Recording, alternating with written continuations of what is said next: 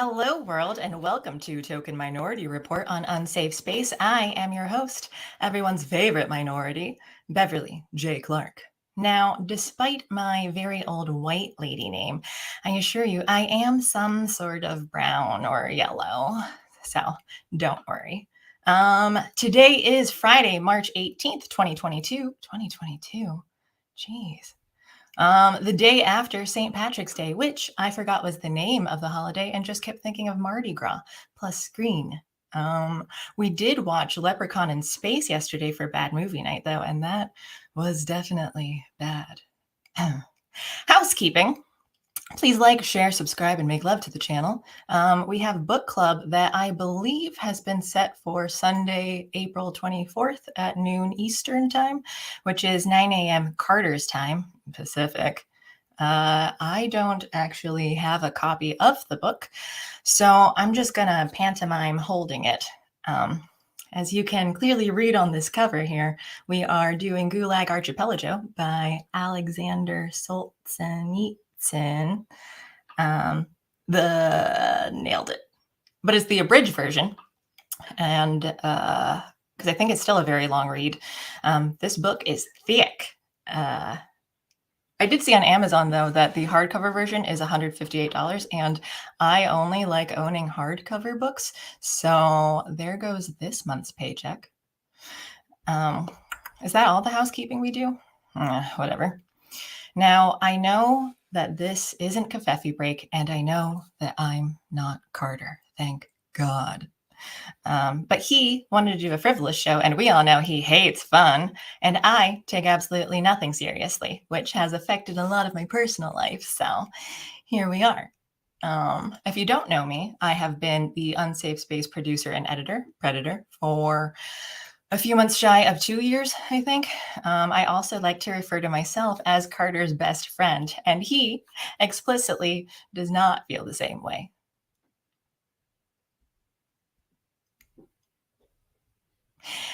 Anywho, I've never been woke or an SJW or anything. I've always been more libertarian, and politically, I probably fall closest to voluntary minarchist. So tiny government that you can opt into.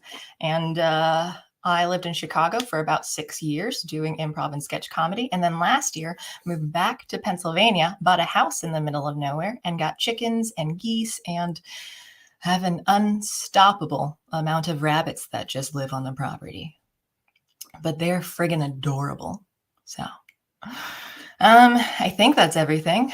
I mean, I have nothing else going for me in life. So with that, let's introduce today's guest, Alex Miceli. You might know her as AlexOfAllTrades, which is also the name of her YouTube channel, where she does live streams of video games and stuff. She's participated in most, if not every, book club episode that we've had, and she's the host of Unsafe Space's 451 Degrees series with Comics Division, which premieres every other Tuesday evening. So if you haven't been watching those, definitely go check them out, but not right now, do it later. So without further ado, welcome to the show, Alex. Thanks for having me on, Beverly. I've been dying in the backstage. You probably saw that a little bit, but I've been laughing a lot. I was like, oh God, I hope they're not picking up my mic.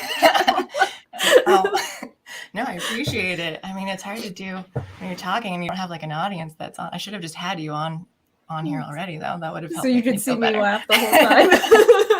I'm also going to put in a background, my producer, because usually, I'm the producer in every other show.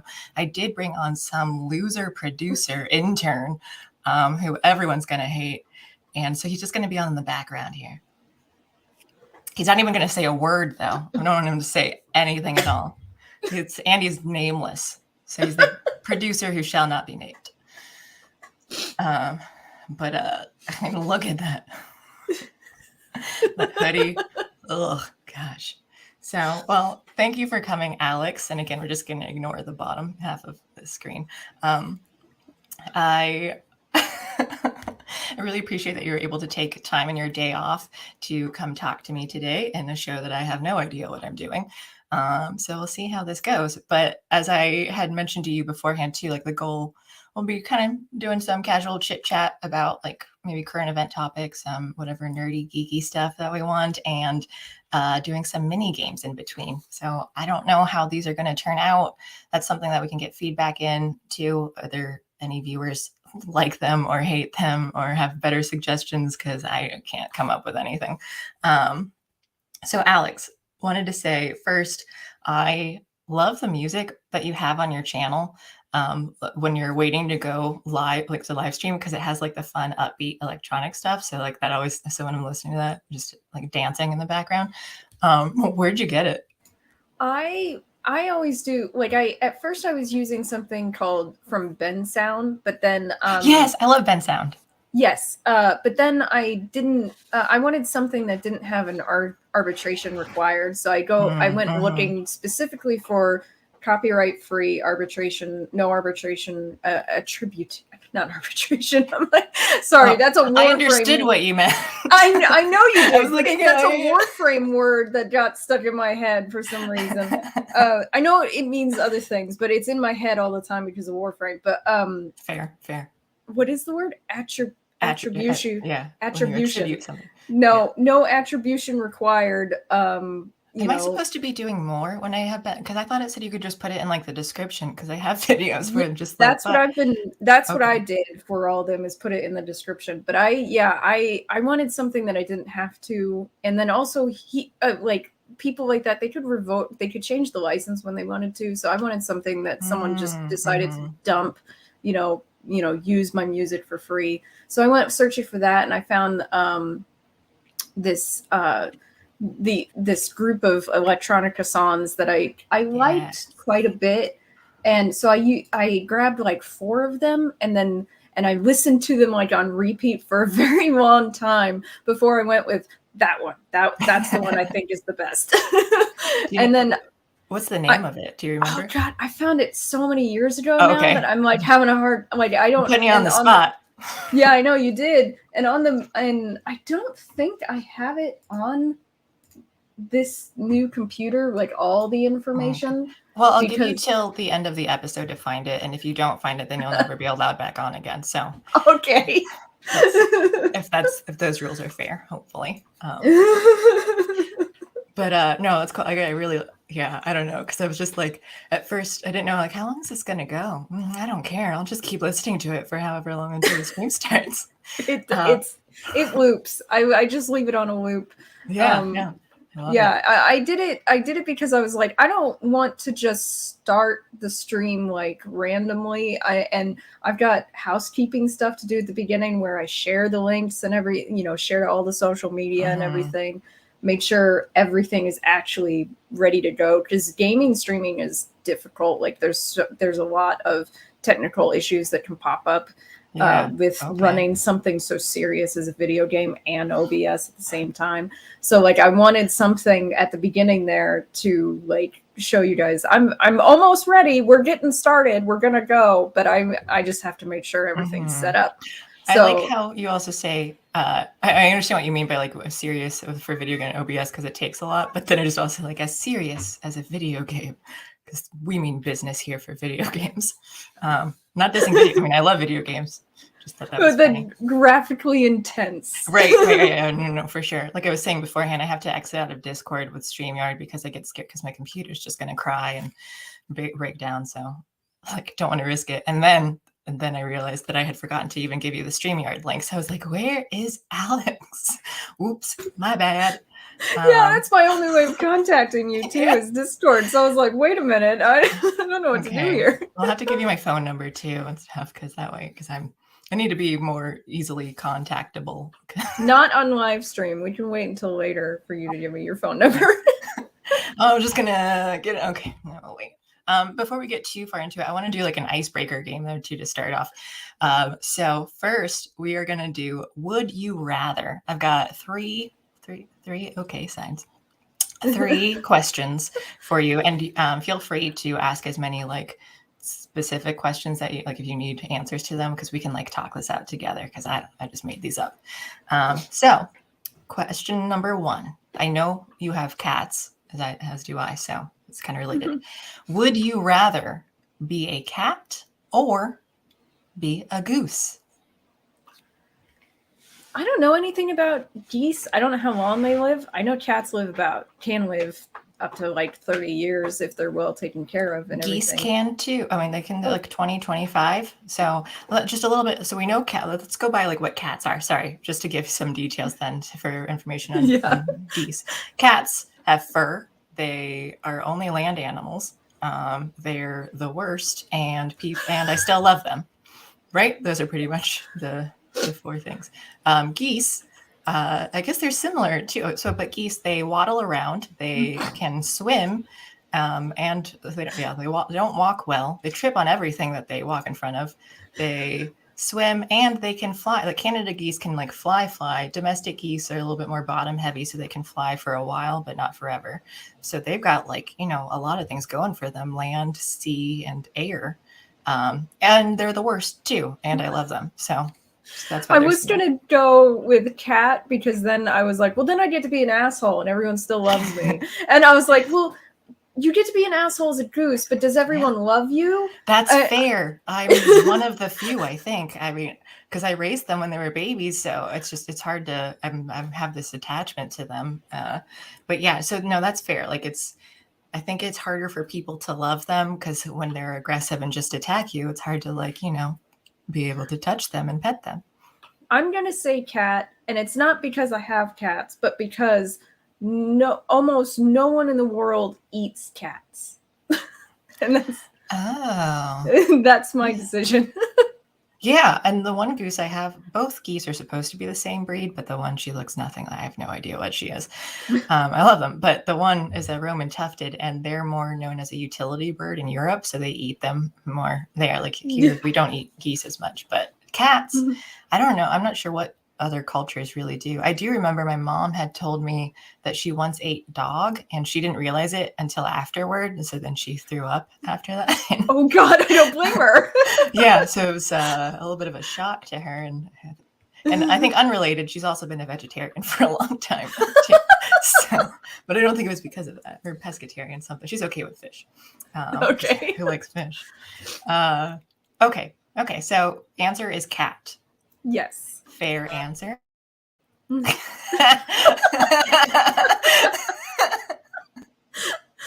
Yeah, I do.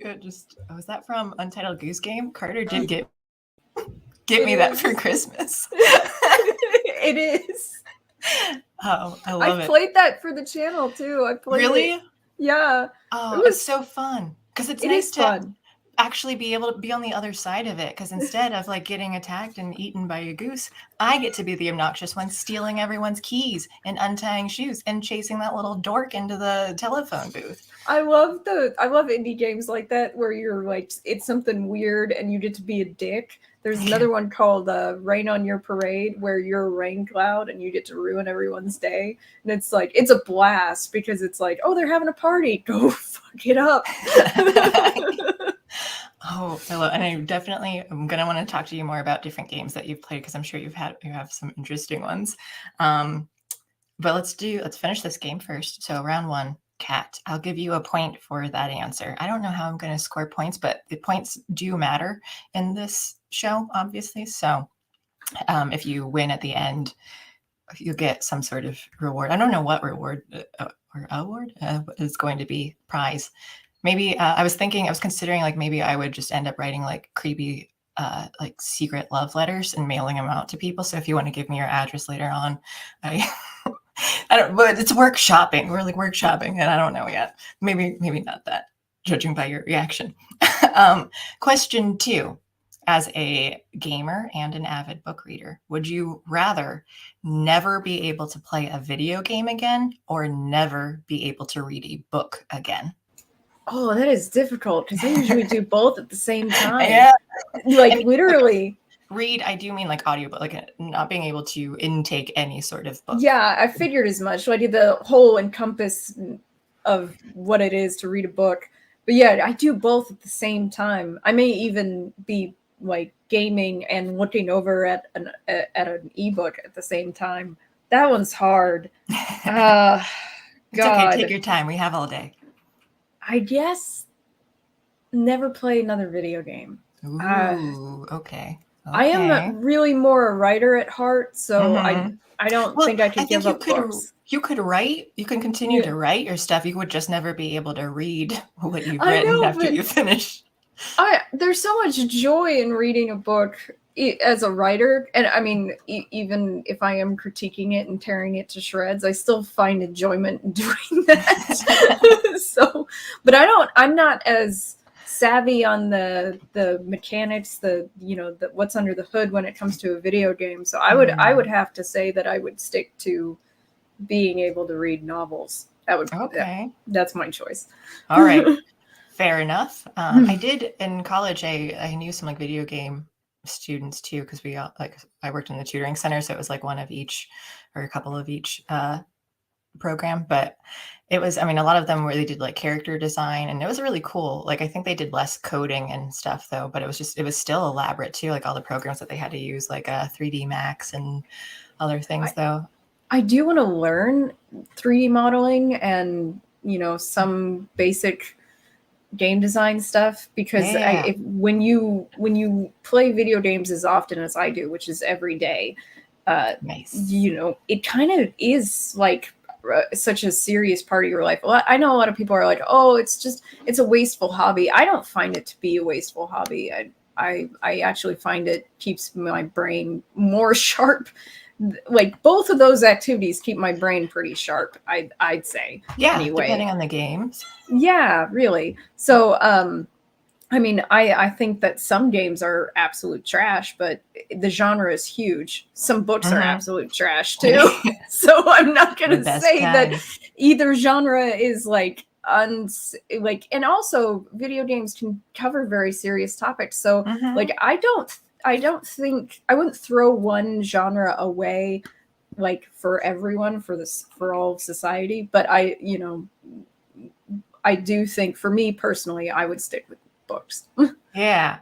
Okay, I don't know, what would I do? I don't even get to read as many books as I want to. Oh, and to answer Greg the baritone, he asked, how do you read while playing video games? It's because you listen to audiobooks mostly, right?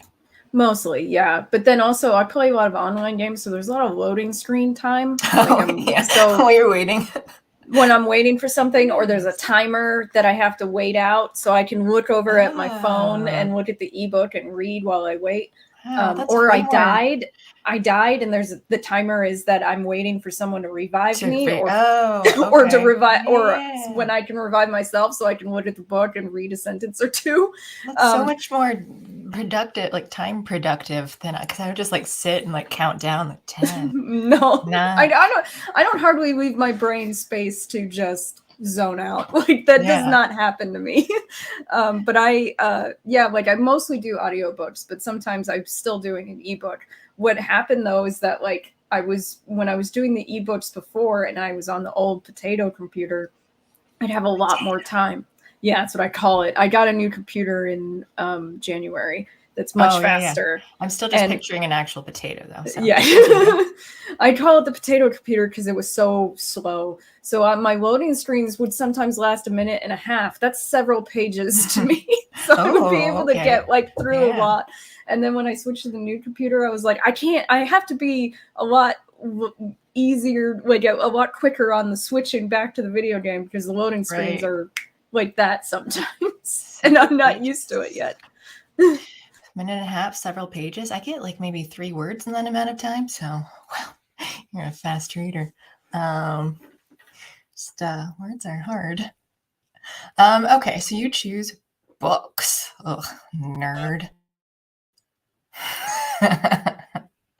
But I'll give you a point for that too. So you've got 2 points so far. You're on the board, playing against. Question 3. Would you rather? What is this one? Oh, I forgot this one. This might be a little bit difficult too. Would you rather suffer a lot, but be the famous hero saving the world from a would-be apocalypse, or live a very comfortable and happy, normal, but unfamous life?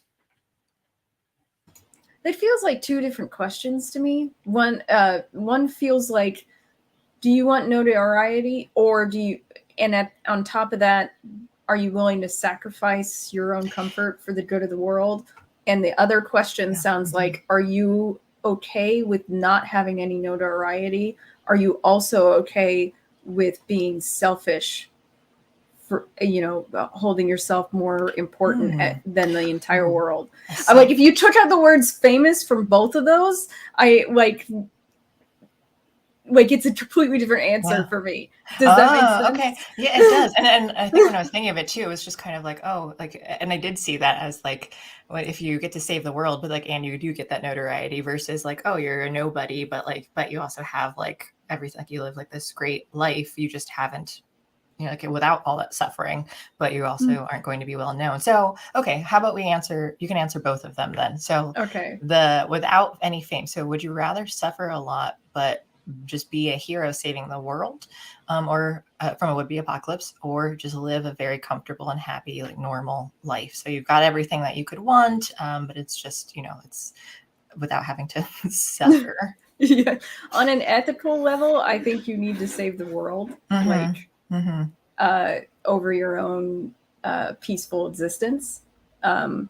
Just because I don't know that I'm not sure, like, this is hypothetical. I'm not sure if it really actually came down to it, what I would choose. But from a philosophical standpoint, I'm going to say I would want to save the world. We can make things happen, Alex. So this is our goal, is to try and attempt to do some sort of apocalypse, but you like make it all up to you, and then we'll just see like what you actually choose. So if anyone in chat has I mean, I guess maybe we're already toward the direction with what's going on in the world, but don't need to talk about that right now. So, okay, if you're introducing the fame part into it, you said your answer would change. Yeah, because at that point, I feel like you might be doing it just for the notoriety. Like, you're doing it for the, like, to go down in history as this awesome human being. I don't care if I do go down in history as some awesome human being. That's not a thing that I think about really, as I don't value it. So to me, if that's my motivating factor, if that's my benefit, it's not a benefit to me, if that makes sense. Right. So I probably, like, at that point, it's like, well, you should be doing it just for the, you know, saving everyone in the world. But if I had to choose, like, you know, even just being a hero that, you know, for notoriety, and it's not even a real hero position versus a meaningless to the rest of the world life that's comfortable, I'm choosing the comfortable life. I don't give a crap about people knowing who I am. Like, it's not in my head as a motivation. Like, it's funny to say that when you have a YouTube channel and you're doing a podcast. Yeah, it sounds like, and you're a writer, like, all those things sounds like you want attention, but I'm not doing these things because I want attention. It sounds really weird. I'm doing it because I enjoy them, I guess. So what do you get out of doing, instead of just playing the video games and not streaming them? Is the enjoyment kind of like just sharing with like the viewers and stuff too, to see like, oh, like to kind of have some community involved? Yeah, it's more about the personal connections for me. There are a few viewers that, like, and this is one of the things I say, I know not every gaming streamer says this, but if you friend me in a game, like Warframe or Destiny 2, I accept that friendship. Like, I accept if you invite me to a fire team, I'm probably going to go. If you want to join my group when I'm live streaming and I've never met you, but you're watching the channel and you're talking to me and everything, I'm going to accept it. Like, I will let you play with me, because I'm out here trying to create like friendships, you know, community, like you said. And I do that through these online video games. Like, there are people who've been watching the channel for a couple of years now. We play together off stream. Like, oh yeah.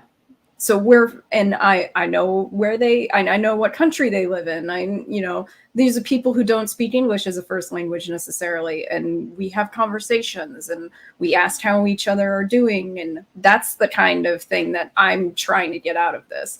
And maybe can, like, convince some people of my points or make connections. but not really like, I don't like, if people disagree with me, it's like, oh, okay, that's fine. Like you're your own person. Like there's still that going on. There's, because I expect some She's give getting and choked take. up. Yeah. Allergies. I expect some give and take, you know, with human relationships. Right. So to me, it is more about community and less about everyone pay attention to me. That's why I have like what I call the no simp zone. Like I don't want people, I don't want viewers coming to my channel to like talk to the hot chick. Like that kind of thing just makes me uncomfortable. Like really?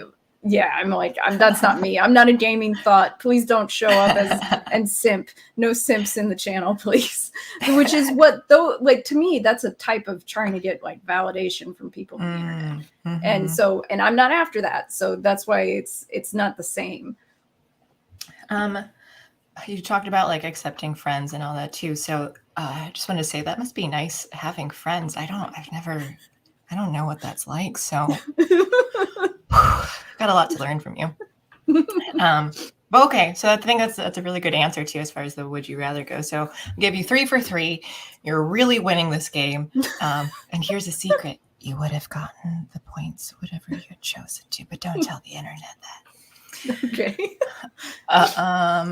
So I guess we have already kind of gotten a little bit into you as a person with these games and a little bit of your background, but I want to talk a little bit more, like tell me a little bit more about yourself. What's your story? Who is Alex Miceli? Oh, and real quick too, the other day I was trying to research some stuff on your channel, or as I like to call internet stalking. And I saw you play a game called Neon Abyss that I think used a cat to shoot out fish skeletons at monsters. Is that right? It just reminded me of like a few other games like that I've played. But can you tell me a little bit more about that game too, as well as just your whole story, but include Neon Abyss in your story of Alex Miceli? And go. Okay. Well, I'm from Arizona originally, and I have a learning disability when it comes to reading and writing. So it was hard for me to get into that, which is funny because I mentioned how much I'm into writing and reading. And that's part of why, is that I value it highly because it was so hard for me to get. I love that. Yeah. Where just like it's more meaningful to like you had to overcome, like, or for anyone, like overcoming obstacles or something, where it's just like, yeah, like this just means more, and that like you might be more into it because like you worked harder for it. So yeah, definitely. Well, and then I went to Kansas for college for playwriting, and then poetry, and then fiction. So I have a bachelor's and a master's in creative writing fiction. But I studied poetry and playwriting while I was there too. And then I moved back to Arizona because there were no jobs in Kansas at the time. That was like 10 years ago almost. Are there any jobs now in Kansas? I don't know. I haven't been back, but I was teaching out there. I was teaching college while I was there, and that was quite an experience. It really black-pilled me on the quality of public education. And then moved back to Arizona because there were more jobs here. And a couple of years ago, I started to feel my brain was atrophying pretty badly because I was no longer in college. So I was like, I need to do something to get intellectually more robust in my life. So I started joining book clubs. I started the YouTube channel. And I started... Wait, so you've done other book clubs outside of Unsafe Space? Yes. You're cheating? Yeah. I quit 2 of them in 2020. Or Unsafe Space. Okay. Yes. But what happened, so then like I started the channel, and I started the channel at first as like a review channel. I would review movies, TV shows, that kind of stuff, books, the Sunday Book Circle, I would review a book. And it was a lot of fun, but I kept getting gigged for the TV shows and the movies by like copyright strikes. It kept annoying me. I was like, what word did you just use? Yeah, context clues. I got it. Yeah.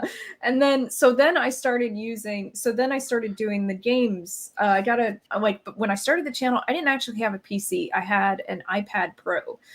So I was making videos on my iPad Pro. I got my Yeti mic before I got my PC. And I got an adapter for it for my iPad. So my early videos, they all really, really suck. I didn't know what I was doing. I was teaching myself audio mixing. I was teaching myself video editing. All those things I had to learn on my own.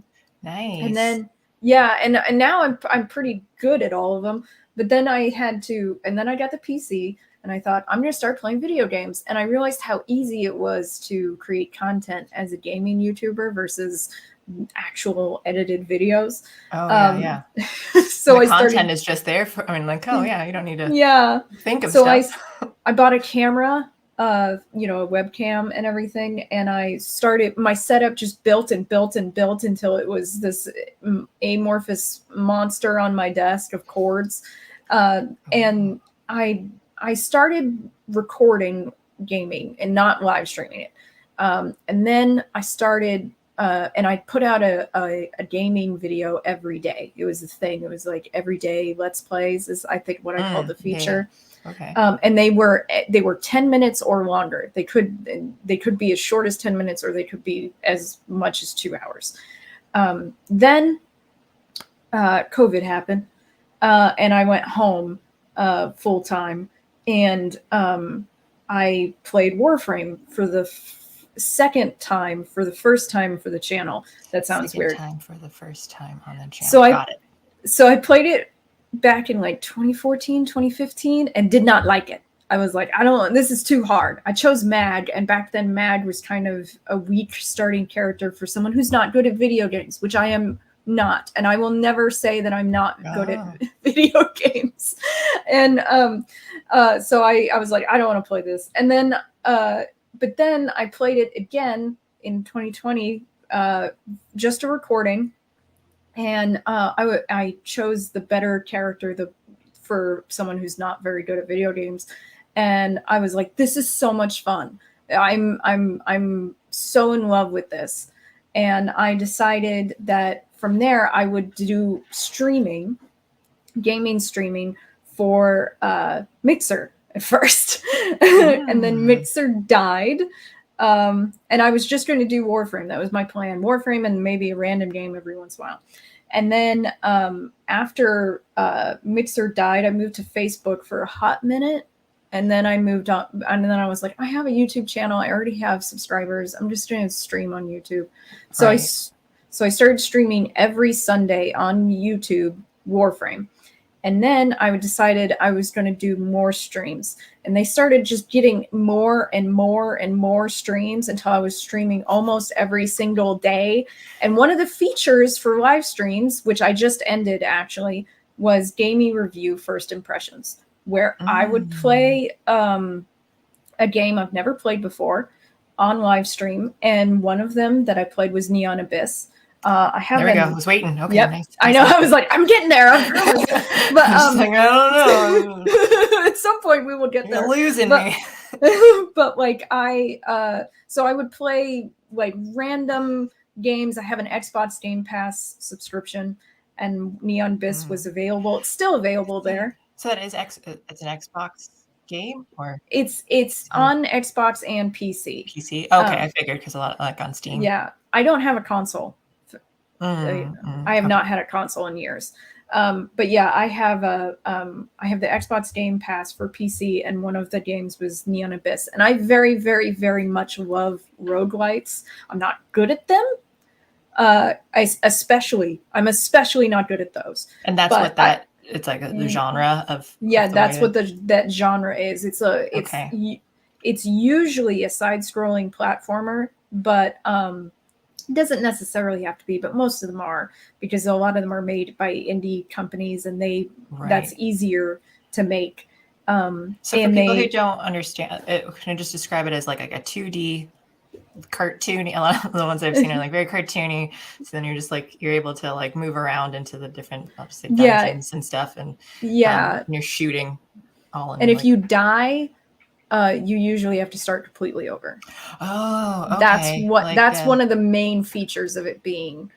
What's that? Enter the gungeon? Does that happen to enter the gungeon? Okay, enter the gungeon counts. Yeah, so I like that. Not all of them are the 2D like Neon Abyss, where it's like Super Mario angle. I'm so glad you brought that up because I love Super Mario. Some of them are like Enter the Gungeon. It's a completely different kind of Is this Neon Abyss? This is Neon Abyss. Okay. And after I edited the video that the live stream from last year and put it up like last week. I think that was last week that video came out, the Neon Abyss edited version. I re-downloaded Neon Abyss and started playing it off live stream. I was like, I did really enjoy this. I'm gonna play it again. I love the colors. Like it's like such bright colors and everything too. And again, when you have just the cat that like shooting the Terry skeletons out of it. That's what the name of that gun was, Terry the cat. I was like, this is a great start to a video game. Like, you gave me a cat gun. It reminds me, I forget what the name, because we've had a couple different Adventure Time games, but like there are ones too that had like you get to shoot weird, like ice cream and other things from it. It's been so long. I was on Xbox, and it's been so long since I've played that. But it was a dungeon. You crawl through all the dungeon stuff, but a very cartoony, very colorful. Yeah. Have you played what are the other ones that I love? I love Castle Crashers. Have you played that?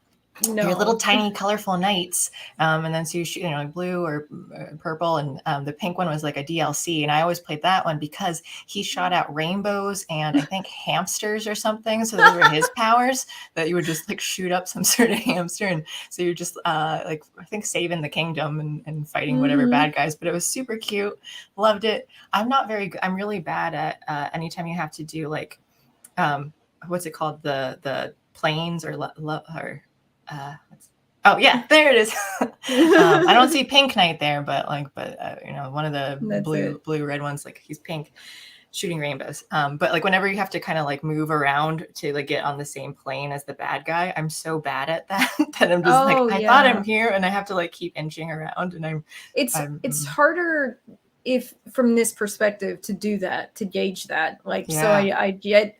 I mean, I would have difficulty with that too myself. I mean, hell, this is a joke to me, but I'm terrible at platforming. Like, and that's mostly what a lot of roguelites are. And I'm like, I'm gonna go play one and fucking die by falling off of something. That's or spend 5 minutes trying to get up just there. Yeah. I can't help myself though. I'm a glutton for punishment. I'll say the only game that I've ever been comfortable in saying I am boss at this game is Super Mario World. Because if I play by myself, I will kill off Mario just to play as Luigi, and I only play with Yoshi. So there are a couple levels in there like where you physically can't play with Yoshi like throughout it, or at the end you would have to like kill him or something. So when that happens, I bring Mario back to life just to do those levels, and then I go back and because I'm like, I'm not going to lose Yoshi for this.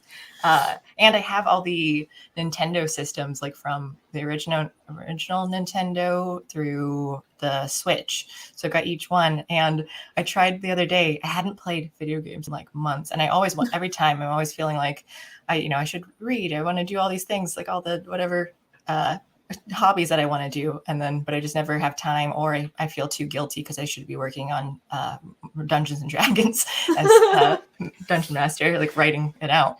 But so I finally got out the Super Nintendo the other day, and I had to put it with an adapter to our TV because they don't actually plug into those like the red, right, and yellow, whatever. And I hadn't ever used it yet. I used to plug it into an old TV that could, and it like delayed. And I was really upset because it was just like when you jump and stuff, it just wasn't exactly right. And I'm like, I know I'm way better at this. Like I am not this bad. And it like missed a frame. I was trying to like jump up on like one of the boingy spring, like the green things where you go up, and it wasn't recognizing that I was jumping up. So the screen was supposed to like move upward so I can continue going through the level, and it didn't. And then eventually I was able to I had to like do a fake out, but the time ran out and it killed me because I was spending so much time like, what's happening here? So that eventually I just got the Nintendo Switch Online thing where you can get all of the old. I was like, I am not dealing with this anymore. I love these classic games, but I know you need some kind of emulator now, because otherwise you're not going to get like they're just going to be that lag or whatever, and it's not going to be fun. It's so sad. I used to have a Super Nintendo when I was a kid, and my favorite game on there, well, two favorites, was the Street Fighter 2. I used to be super into fighting games, like when I was a kid, like that was my thing. And then including DOA 3, which was like highly sexualized, but I was okay with that. And then the other one that I was really into on my Super Nintendo was Zelda. Yeah. I loved that game. I don't know if I really played much. I was really into Ocarina of Time, so it wasn't until the N64, I think, when I got into it. So I think I played like very little of anything before that. But Zelda, classic. Zelda messes me up because, like, you know, the boomerang, you would throw it and like you could pick up stuff with it and bring it to you. Now in video games, if I have a weapon that's thrown, I expect it to bring me stuff, like not just kill things. I'm like, this is like a 25-year-old freaking memory that is like, yeah, it brings you stuff, right? That's what it's supposed to do. Yeah, that's what all my boomerangs have done in real life. So I have certain expectations. Okay, well, let's take a break from this and do another mini game. This one is the one that I think I gave you some homework to do. So if you have that, it's going to be the 2 truths and a lie. Yes. So you can tell me your 2 truths and 1 lie, but not tell me which is which, and I will try to guess. I'm really bad at this. I'm also interested to see what the chat thinks about these, which one they think is the lie. Okay, I cut my own hair. I recently turned 31, and I cannot eat mango or kiwi. All right. You cut your own hair. You recently turned 31, and you cannot eat mango or kiwi. All right, I can give some time if anyone in chat wants to answer. I actually do think I know, because I know some stuff about you already, like in other shows, like 451 Degrees, or just talking to you. Like I think I know which one is the lie. Yeah. So what do you guys think? I'm seeing, man, someone named Unsafe Space is talking like a lot in chat.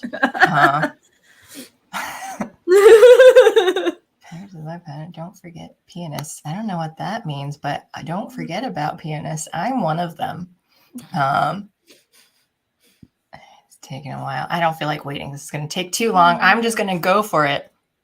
Well, someone says haircut is a lie. Haircut is a lie. Oh, okay.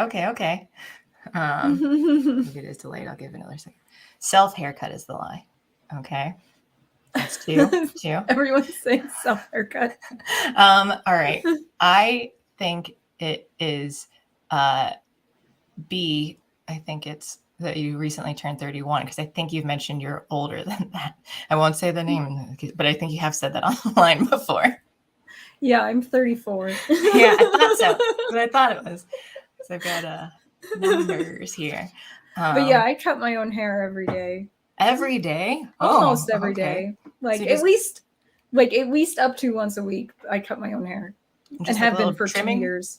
Yeah, just trimming, shaping it. You used to get it done at least by someone else prior to the coof, or? Actually, in January of 2020, I so read all this. Prepared. In January of 2020, I did all this research because I was sick and tired of stylists never being able to give me a good haircut, and I found something that said that people with curly hair probably shouldn't get their hair cut wet. Oh. That it should be cut dry to shape, not to length, which is what people with straight hair benefit from. So then I was like, well, I'll try it. So then I did it at home. And then I went to a stylist like twice in February. And I still didn't like what they did, even though I talked to them about it. And then after, COVID, I just started doing it myself, max once a week. But I mean, at least once a week, keeping my hair short. When I would go out after, like, people started going out again, people were like, "Oh, where'd you get your hair cut?" And I'm like, "My bathroom." Thank you. I did it. Yeah. So do you have like the actual hair cutting scissors that like I don't know what they're called though, or it's just straight scissors? Because like I just use sewing scissors. I don't. Oh, okay. And they're not even good ones. They're just cheapo sewing scissors. I don't care. Sewing. All right. Yeah, I have not cut my hair in 15 years. So I think we're kind of, if you do yours daily, I haven't done mine in like half of my life. So we're just like the perfect odd couple.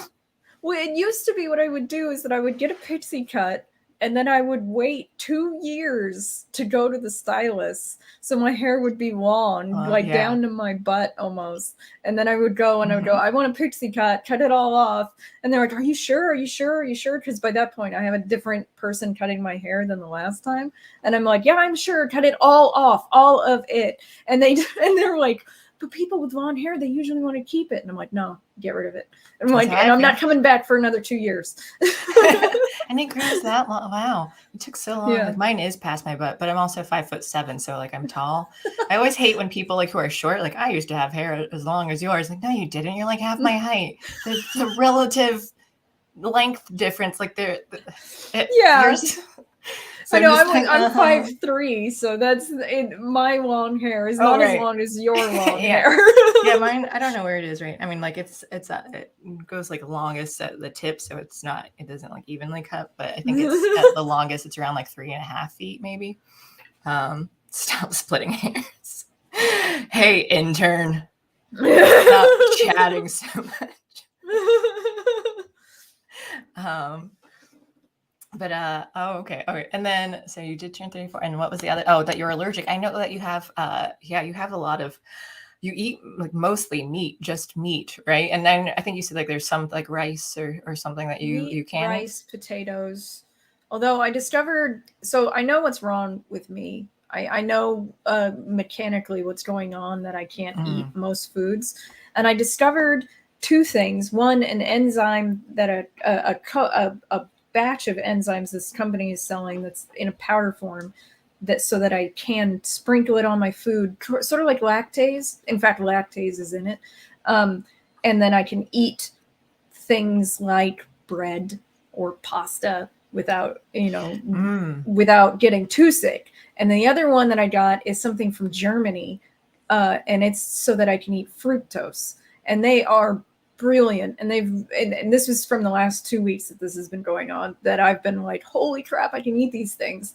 Now, the thing is, though, is that whatever is wrong with me in tropical fruit has nothing to do with this, and is very old. I know it's not an actual food allergy because I recently got tested, but it is something, because my skin literally burns on contact with pineapple and mango and kiwi. Friend, he so I was a newspaper reporter for a while, and so my coworker there, he was like acting as the managing editor for a bit while the other one was on maternity leave, and he came in one Sunday and like he was just talking about how he had this like thing of pineapple, this container that he was going to eat, and he mentioned how like, oh, it made him kind of sick the other night, that he didn't know, like it didn't make him feel, but he's just like, I don't know what it was, and I'm like, oh, okay, so you're gonna eat some here though. So after he ate some, he got really sick and had to leave, and it was like Sunday, so it was only like the couple of us, so I had to put together the entire paper pretty much by myself. There was someone else that was like filling in to do sports, but he didn't do it right, so I had to like redo all of his too, and it was just like, why would you eat pineapple now don't use this time to test out whether or not you're okay with it. My first experiences of eating kiwi as a child involved it burning my mouth, and I thought, does kiwi always feel that way to everybody? And everyone's like, no, Alex.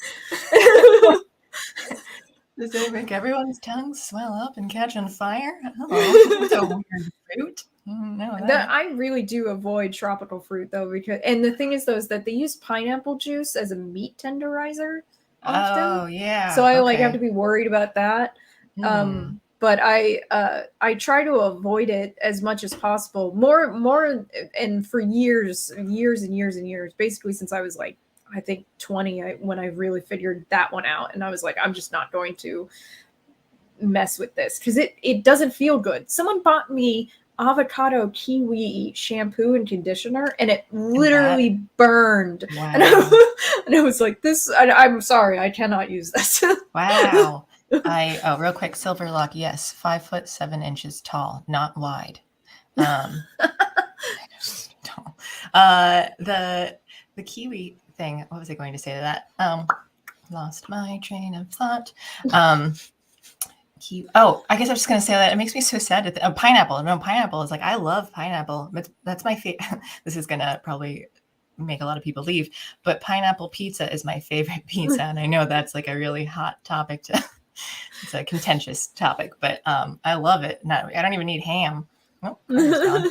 Fine, thank God he's gone. But he left because he hates pineapple. That's right. Yeah, he is not a fan of pineapple. I'm getting that now. I think that's why he left. I don't see anything with sweetness on pizza. Don't do it while she's talking. Do it while I'm talking, Carter. Jeez. This intern can't find good help these days. I honestly a lot of things about when it comes to because I'm Italian, my last name is Miceli, and everyone's all like, oh, and I have seen there's this one thing where there's this woman, this American woman who's dating an Italian man, and she takes him out to an Italian restaurant. She goes, I'm gonna get pineapple on my pizza, and he goes, what? Why? If you do that, I can no eat here anymore. And he's like, I have to leave. And I'm not that much of a snob. I'm like, whatever, enjoy what you enjoy. I just don't see a really big, it's food. It's food. Eat food right. That you like. That's why I have no friends, because they all left me for liking pineapple pizza. So at least that's the reason that I tell myself. Okay, let's do another game. Let me see. Oh, actually, I think before we get into that, I wanted to, there were a couple, since you like certain nerdy, geeky kind of things, did you see the thing about the Disney Star Wars, what is it called? It's the Disney World struggling to fill the 100 room, $5,000 Star Wars hotel. Have you heard about that? No, but I'm not surprised. God, there's been so much flying around Disney right now. And the thing is, though, is that I feel like I've written about Disney's bad business decisions for years, especially when it comes in relation to Star Wars. So to me, I'm sort of like, duh. They keep making these really dumb decisions and watching them backfire. And the only reason why it keeps happening and them survive is because, one, you have the people who are so in love with Disney. Disney could shoot a baby on live TV and they would still love Disney kind of people. And well, maybe not that far, but pretty fucking far. But then they absorb these losses because they are huge. They're so big. But when it comes to Star Wars, they spent $4.5 billion, and then there's all the costs that go into these stupid projects they make for Star Wars. And it's like, have they ever recouped their losses? Right. On clearly Star not, Wars since they're. I think they're just absorbing them through other means. So I'm like, this is unsurprising. Nor would I want to be a part of this myself. I've never been a huge Star Wars fan. And the prequels came out when I was in high school, and I felt like they were just trash even back then. But then Disney made it worse, so much worse. And So like to me, I'm always like, yeah, what Disney made a bad decision again. That's Right. what I like. Have you heard the latest thing about Disney, that they made another bad decision? Oh. And the sun rises in the east. Breaking Exactly. news. Yeah, so I've never been that super into Star Wars either, and which I feel bad about. I do own 3 lightsabers, and my username on everything is the dim side, which was in reference to the light side and the dark side, but it's the perfect blend between the light side and the dark dim side. That makes sense. And I've had that since like I was 13, but I've also just never. I don't know. I want to be more into Star Wars because I feel like out of everything, like I should be. I have these things, but so at someday I'm gonna go through and start, because I think I've only maybe seen the 4th and 5th, maybe I don't even know. So you can tell me like if I'm supposed to be if I should watch everything. I've seen like I really okay. So I still haven't finished season 2 of The Mandalorian. I've not started the whatever Book of Boba Fett. But one of the reasons why I kind of lost interest in the Mandalorian was the all the stuff about Gina Carano, and I was like, you're just making bad decisions again. I'm not surprised. Right. And then the hypocrisy of saying this Holocaust comparison is bad, but that one by this other actor was fine. Like I'm almost like, oh geez, what a surprise! They're being disgustingly stupid and hypocritical. So like I kind of lost a lot of interest in everything. And the Last Jedi was so unbelievably awful. Like, oh yeah, my God. I did see that one. Oh God, it was so bad. I did a review of it. I was like, Jesus, this movie is bad. Like really, really bad. Like I think I gave it my worst rating of any movie I reviewed on the channel. I gave it a 1 out of 10. The only thing I think that came close was Alien Covenant, which I gave a 3 out of 10. I don't know that one. That one's bad too. It's mostly very, very boring and predictable. But yeah, the Last Jedi was so horrifically bad. I had to keep pausing the movie because I was like, "Are you kidding me?" With so there's this trope idea of like fridge logic where like after you've seen a movie and you have time to think about it, you start and you're like, say you're looking in the fridge to grab some food and you think, wait a minute, that didn't make any sense. Okay. That's fridge logic, where something about a movie or a plot did not make sense after you finish watching it. I was not experiencing that. I was experiencing it in the moment as I watched it.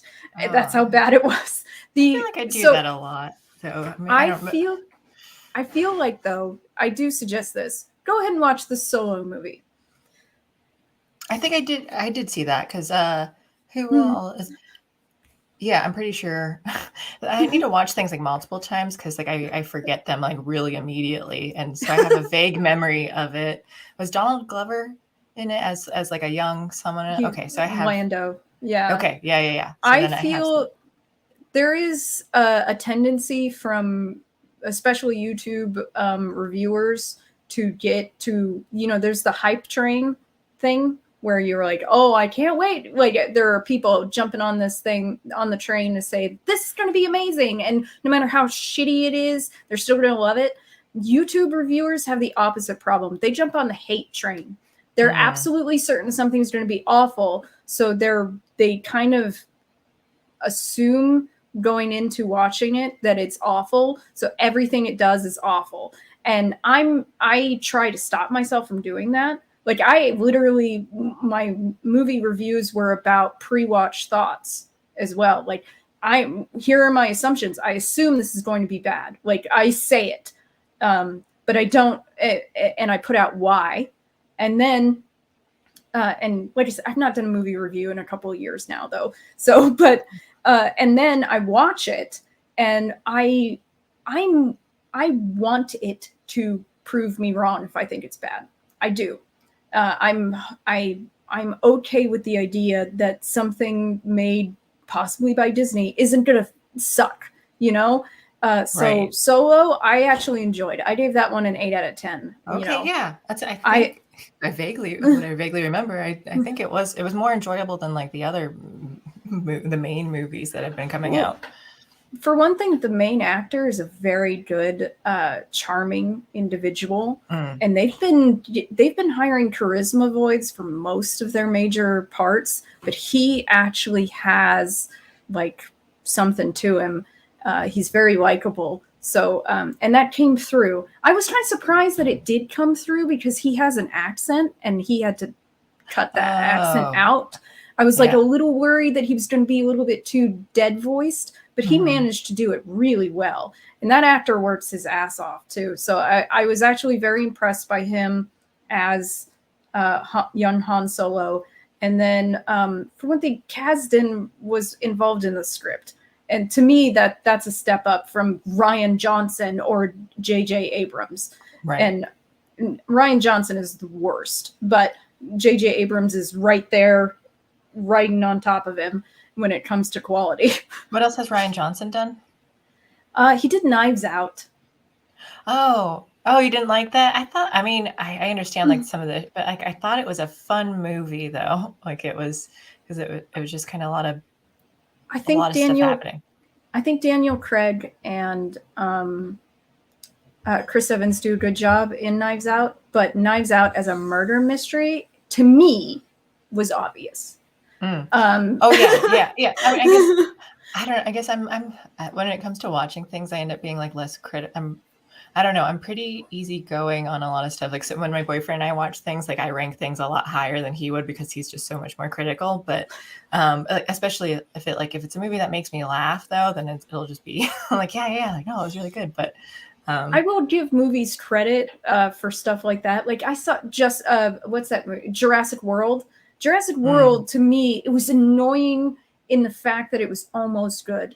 There were moments of gem writing in there and then absolute crap writing. And I was like, this is a 5 out of 10. It could be so much better. And I was like, maybe a couple more drafts could have gotten it there. But I gave it credit for a lot of the good things it did do. Same thing with Avengers Endgame. There was a lot in there that was good and a lot of crap as well.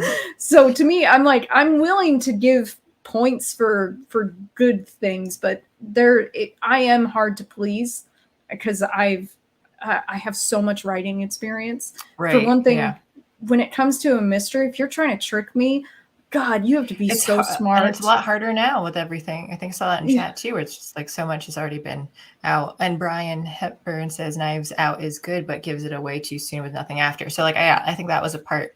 That's what like the comedy in it kept me going. But then like I do understand like plot wise. That's why like in a lot of things that I watch, I am critical in the moment because if the plot doesn't make sense, then I'm just like, why would they make this choice here? Or like the characters do something like, why would you choose this? And it's hard for me to suspend my disbelief in that. Yeah. So there are a lot of even like small, like there could be like really small things that like it really doesn't matter. Like, but they should have like, realistically, this just wouldn't have been in it.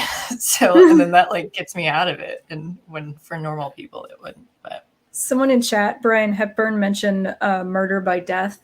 And that is a great movie. It's really silly. You have to kind of know a lot of old mystery ideas like Sam Spade. You have to know Sam Spade. You have to know like Poirot. God, there's an Asian one. I can't remember what it is. Miss Marple. And like, if you know all of those and you want, like, you don't necessarily have, what's the couple where the husband drinks all the time? Nick and Nora, I think.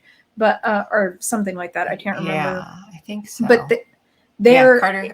The lame intern was given a thumbs up. Yeah, and Maggie Smith is in it, and it's so funny. It is a very funny movie.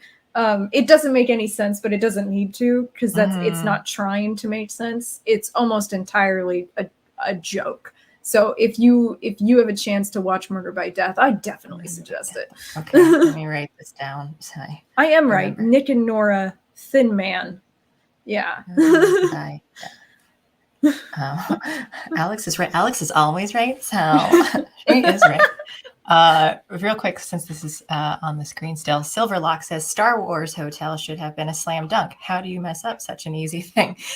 Yeah, well, I think from what I read in the article, it had it was like $5,000-$6,000 for like it's for the whole the environment and all like the entertainment value, but the rooms themselves were like really small because it was like you're living inside, you're in outer space, so you have like just a tiny little room bunker thing and make it realistic, but it's just like, well, I'm paying a lot of money, I want some comfort too, and there's not like a pool or anything, like give me something here.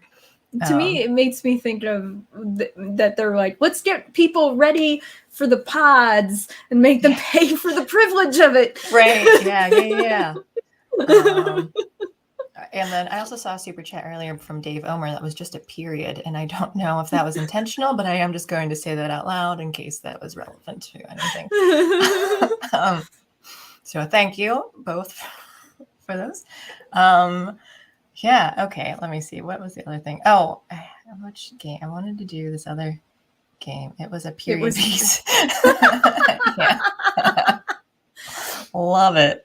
Okay, actually, we will do a game now because I think it's time, but I do have like another news item that I wanted to talk about.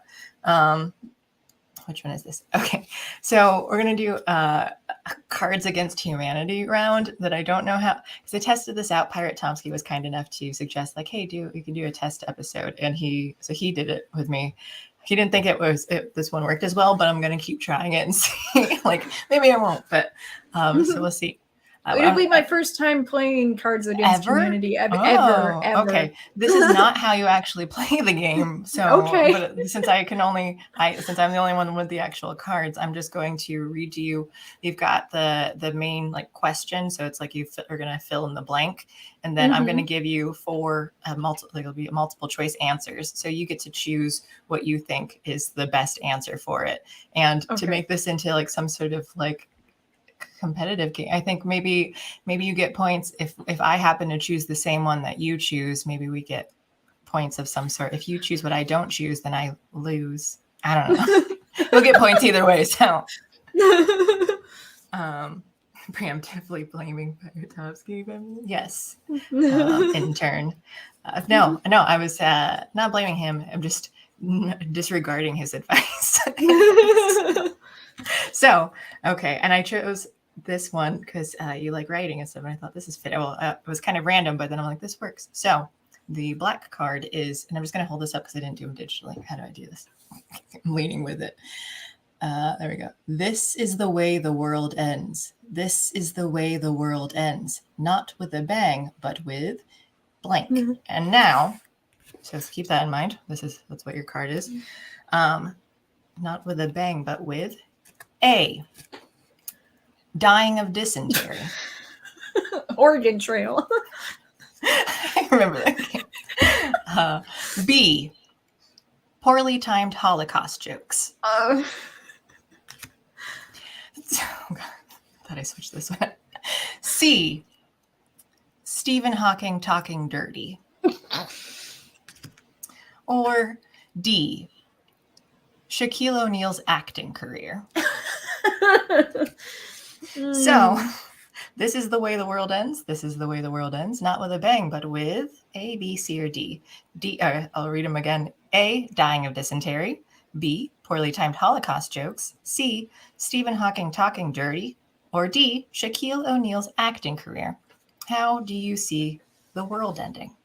I'm going to go with C. Stephen Hawking talking dirty. Yeah, that's the one I just did. Yes. Give you 3 points for that one. And I guess for all the ways to go out in the world, I'll take that one.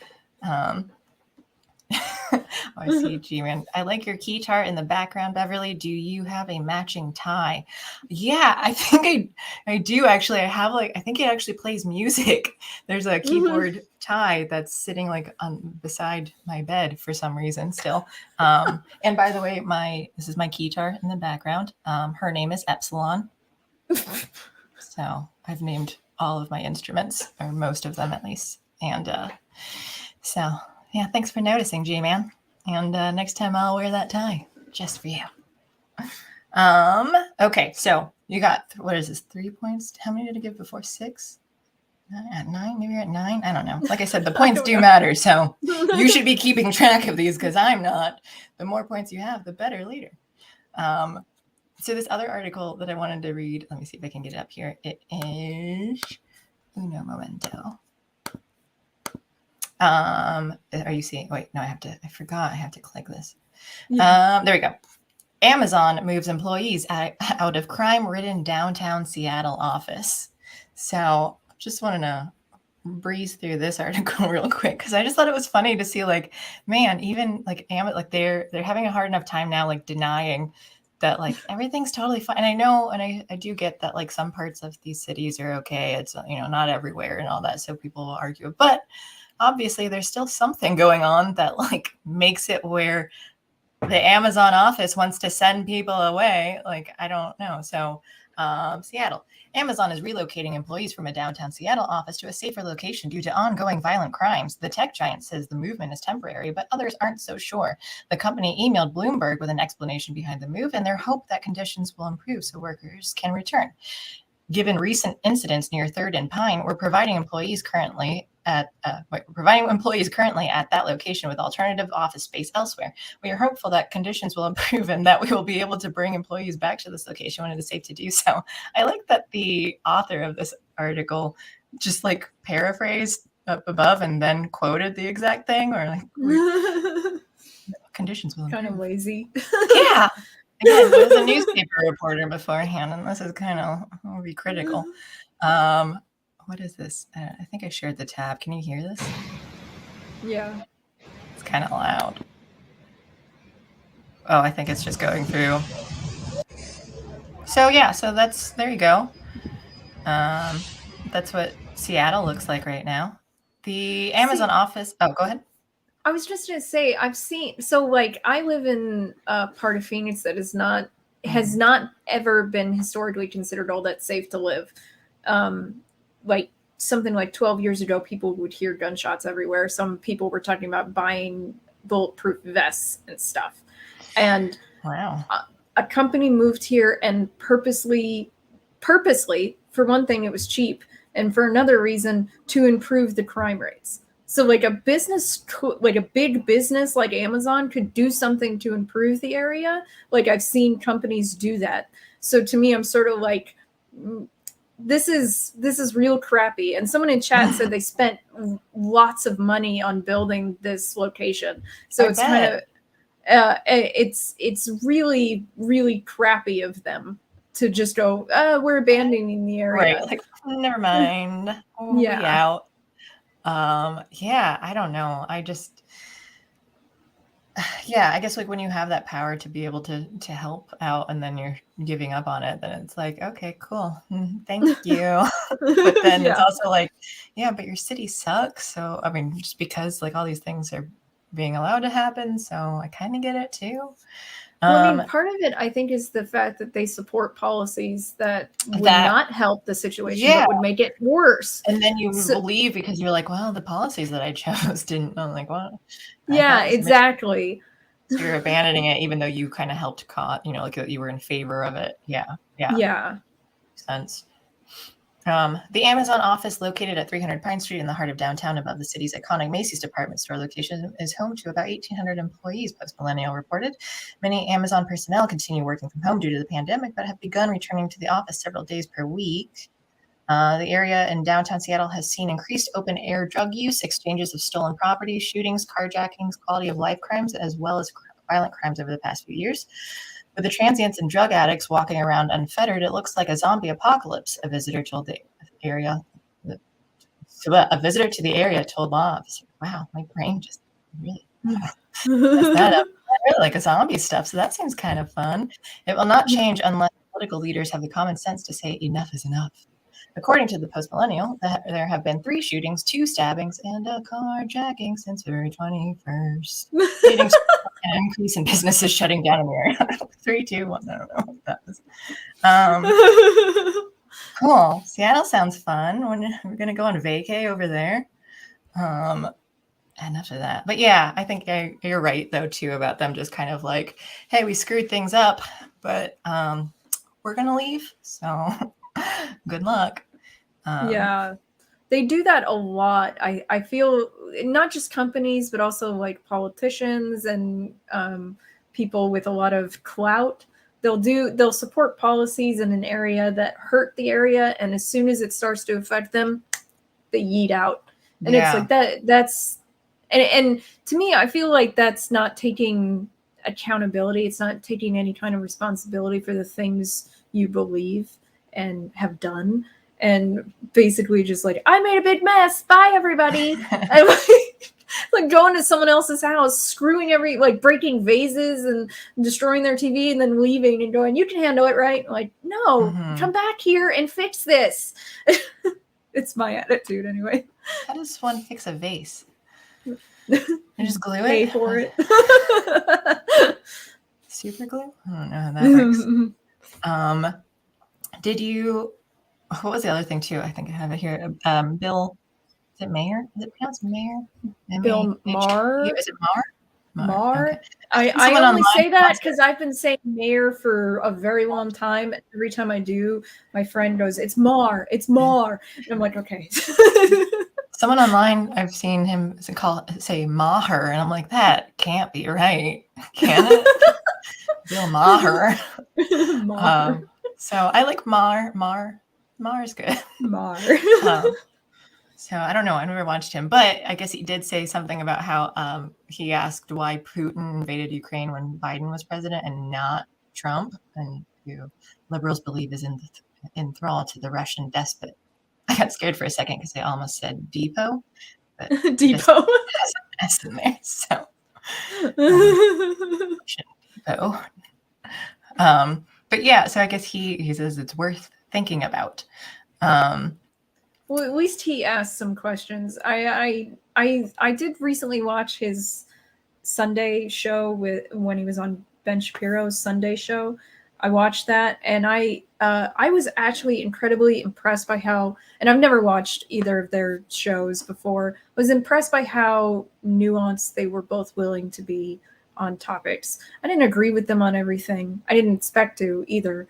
But at least they have some nuance and they're willing to accept some things as reality, which I think is like why Bill Maher is someone the anti-woke and the like conservatives and libertarians are willing to like look to now, because he's not ideologically captured. He has his stances and he doesn't necessarily go backwards on them just because it's unpopular now to stick with his original stances.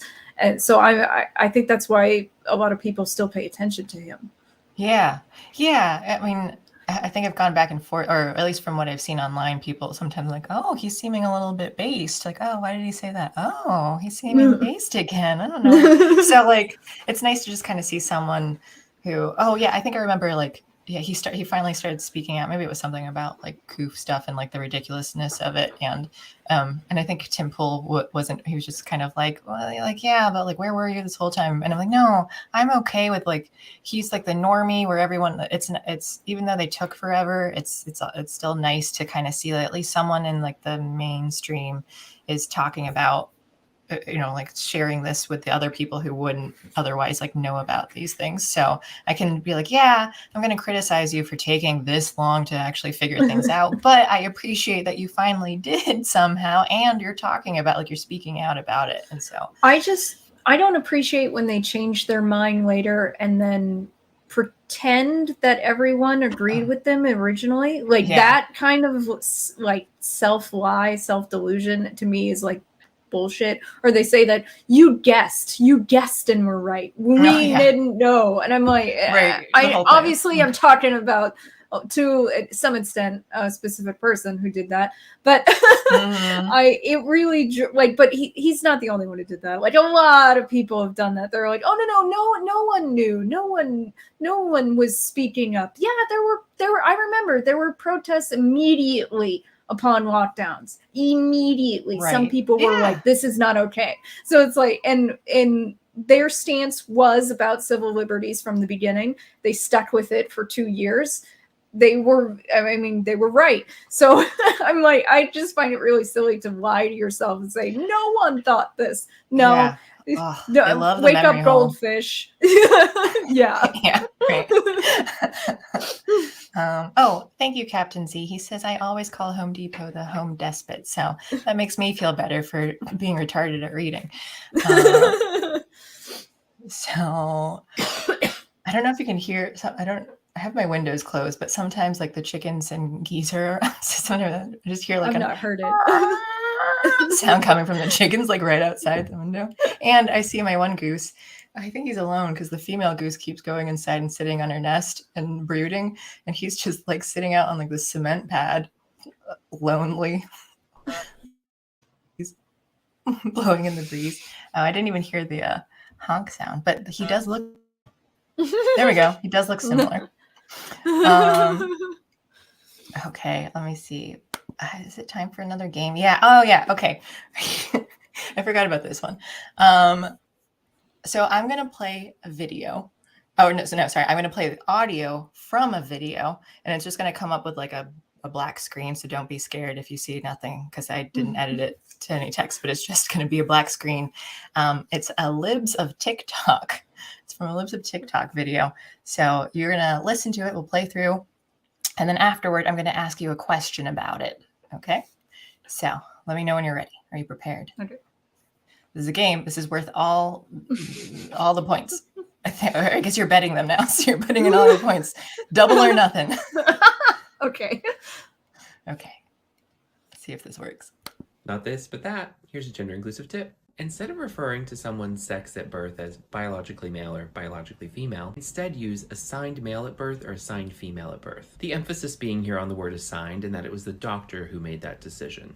And the assignment might align with how the person feels about their gender identity, or it may not. An important distinction because this honors the fact that trans people are who they are. Okay. You took all that in? That wealth of knowledge there? So my question for you, Alex, double or nothing. What color is this person's hair?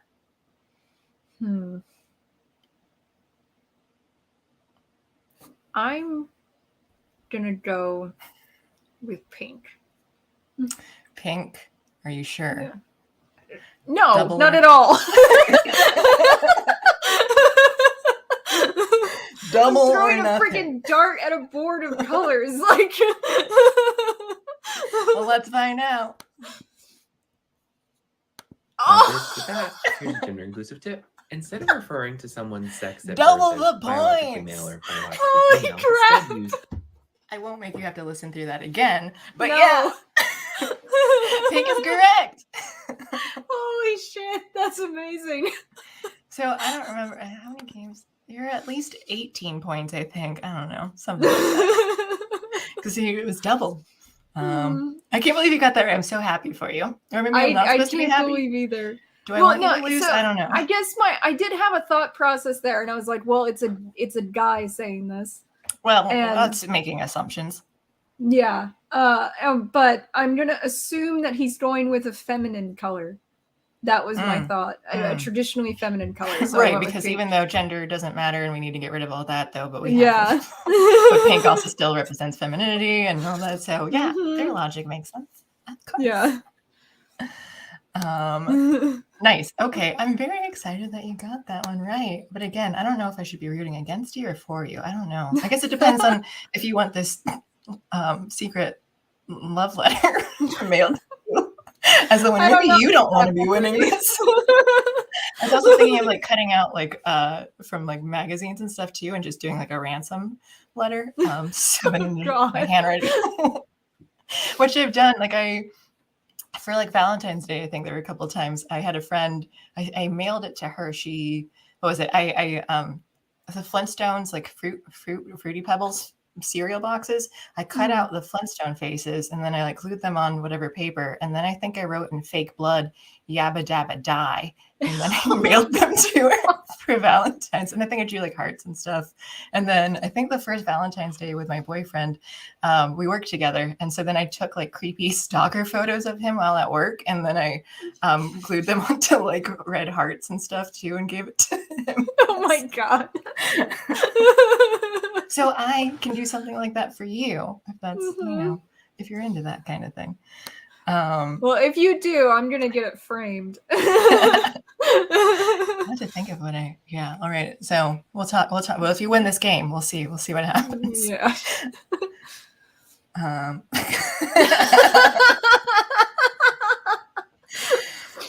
I need to remove. How do I remove this text? Remove it. Shut up, intern. I don't even know how to remove this. I don't know how it's on screen, so that's just gonna stay there.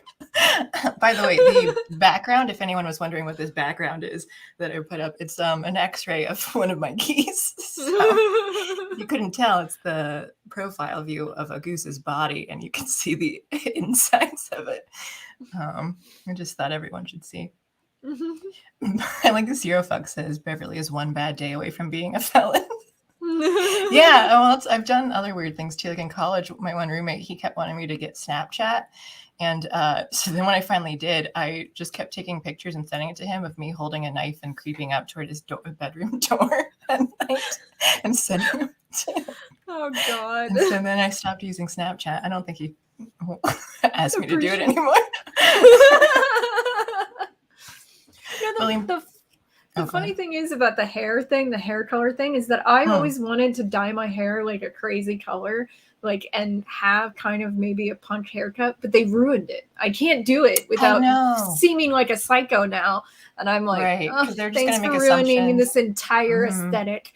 You've taken it. Because if you think about it, it's also cyberpunk, which is for a lot of gamers out there, like a really big deal, like, and it's vaporwave kind of look, and but you cannot have crazy hair color anymore. It's like, you ruined it.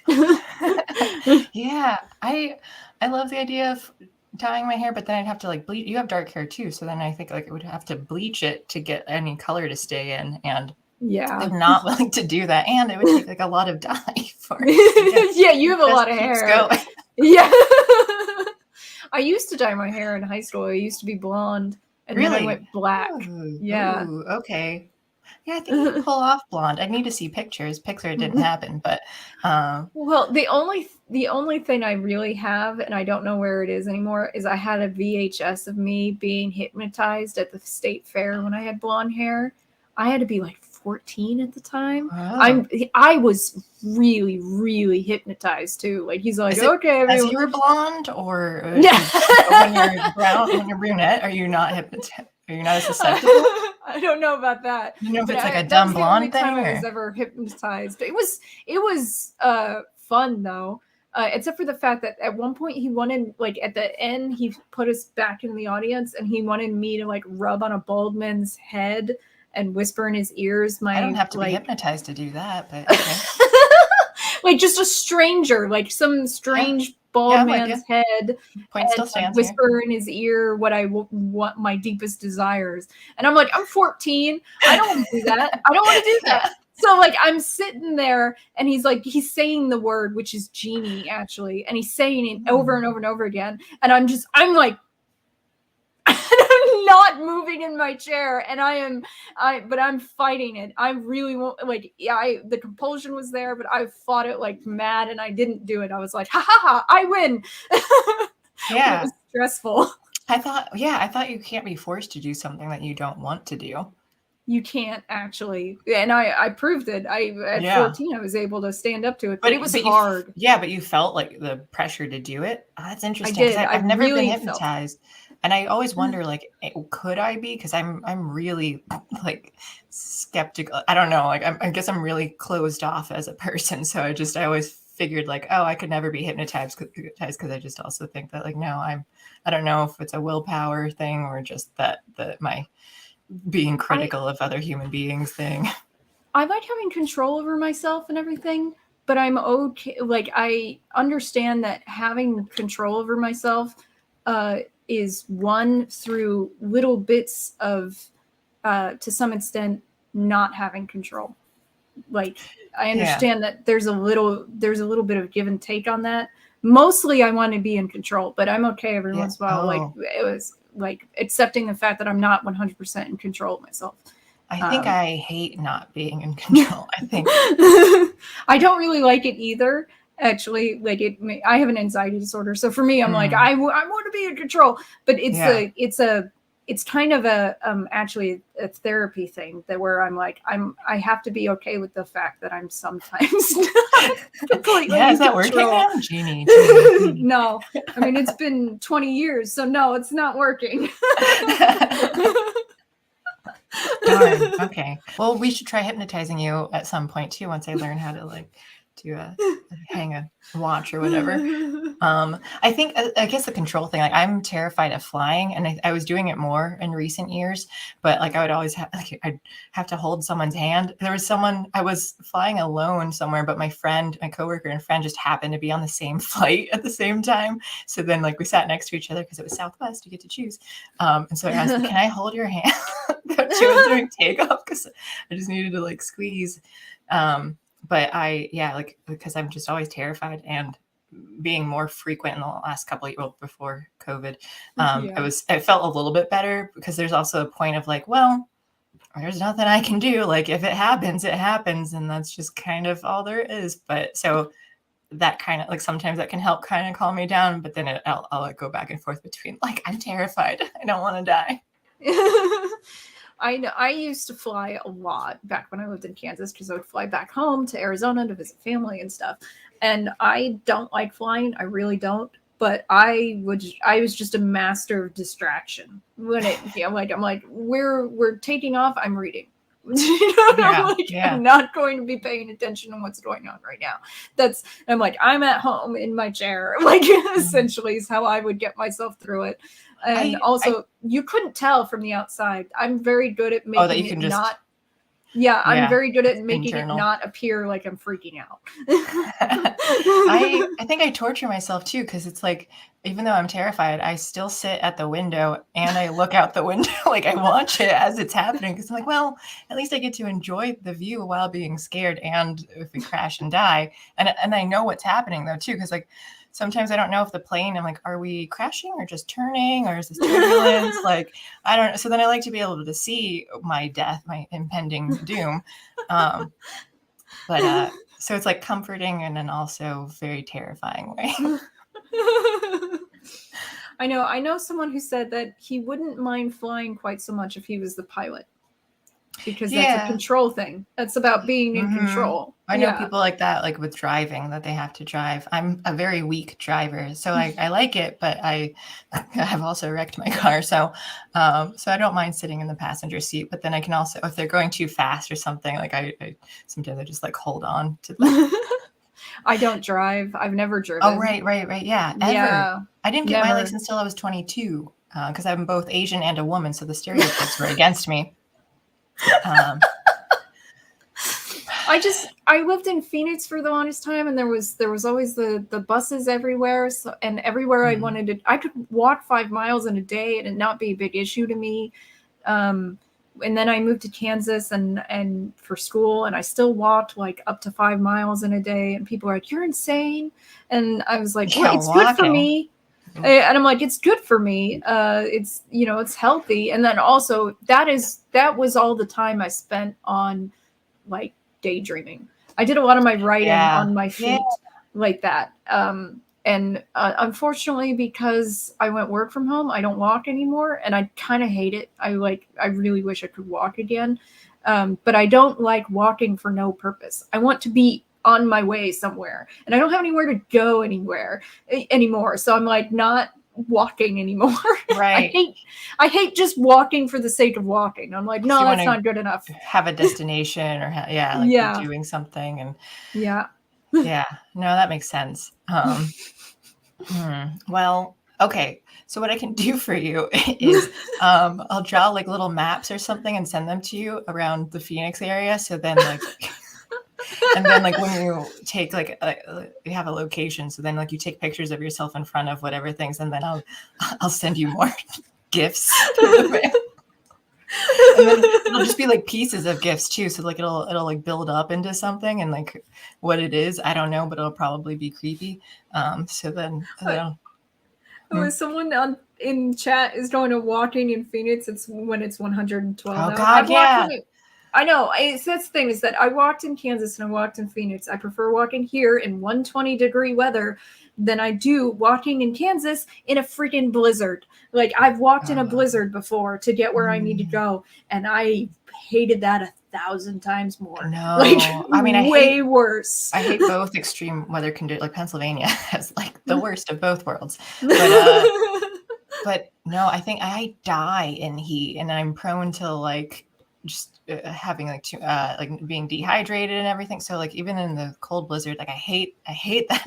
This is why I don't walk ever. So like I just avoid all of this by not walking at all. But if I had to, I think I would die more in 120-degree. But it's dry there too, right? Because I've been to Vegas, and it was different than like the humidity, like Chicago, and it can be here too. Like the humidity, so as soon as you step out, I'm like drenched in sweat.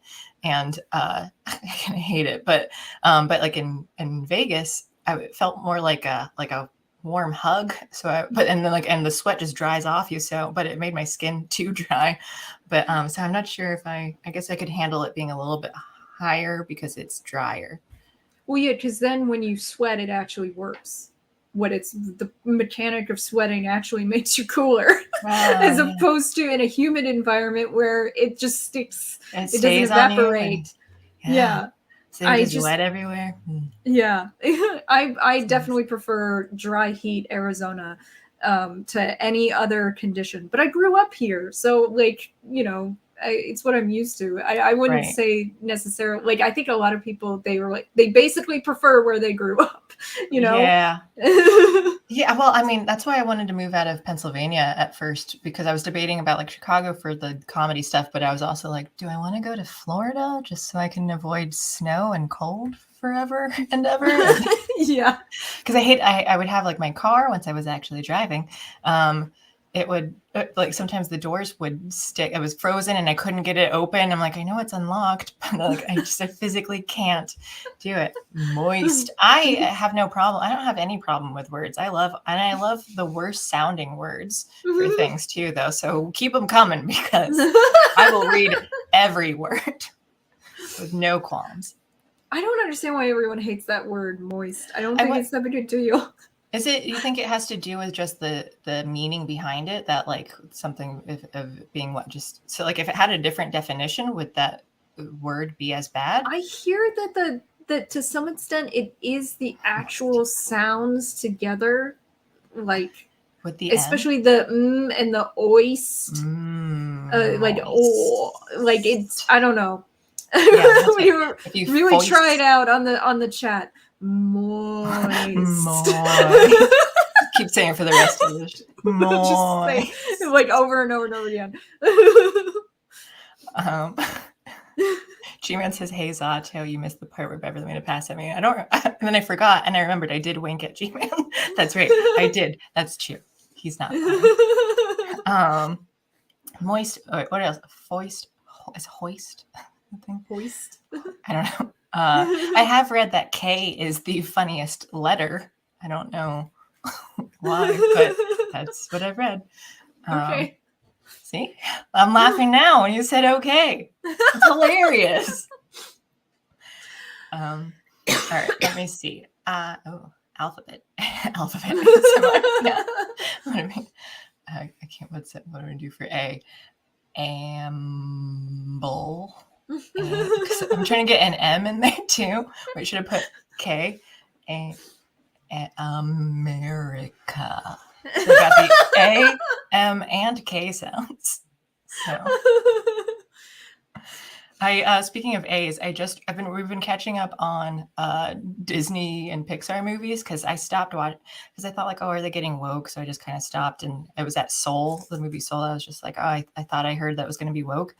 And it was 2 hours long, but actually it didn't have like any wokeness at all. I enjoyed it. And I also cry at anything that's remotely heartwarming. So I've been crying a lot with all these movies the last few days.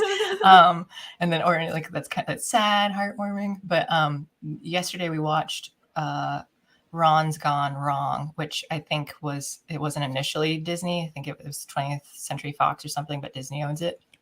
And the robot character, the android character, like he only knew like the definitions of the letter A. So like they had, when he talked, like you had to like use stuff that like, oh, A, it's gonna kill us, it's gonna, you know, you're gonna die, like it's gonna annihilate you, like, oh, annihilate, that's bad.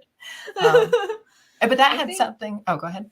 I was just gonna say, I don't think I've watched a Disney Pixar movie or animated movie since, I can't remember if Coco or I liked Coco. Finding Dory. Like I don't know which one's later. I really did not like Coco.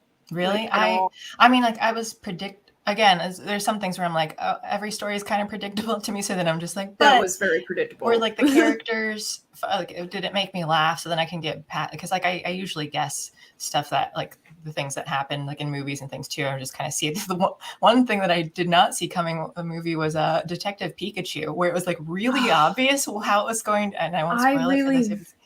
I really liked that one. I really did like Detective Pikachu. It's the only like Pokemon thing I've ever seen. That's so sad. I have all of the Pokemon soundtracks on my phone. But my reasoning for disliking Coco is the music is great. The art direction was great. I loved all that. What I didn't like is the fact that his family was abusive. And then he has to learn the lesson that a family is everything. And I'm like, this is a kid's movie. Don't teach them this. Fair. Yeah. Okay. Yeah. No, and I agree with that. Someone said, a parent and I were talking about it, and he said, oh, but I'm a good parent. I can teach my kid not to learn that lesson. I was like, do you think abusive parents are going to teach their kids that that's the bad lesson? And he's like, okay, fair. And I was like, yeah, they're going to use it as a way of going, yeah, see, you got to put up with how mean I am. And I was like, this is not appropriate. But what was the other movie you mentioned? After Coco? Which the one that let me think of, Soul, Ron's Gone Wrong. There's Encanto. I didn't mention these ones, but we watched Encanto. We watched, there's Raya, the Last Dragon. Yeah.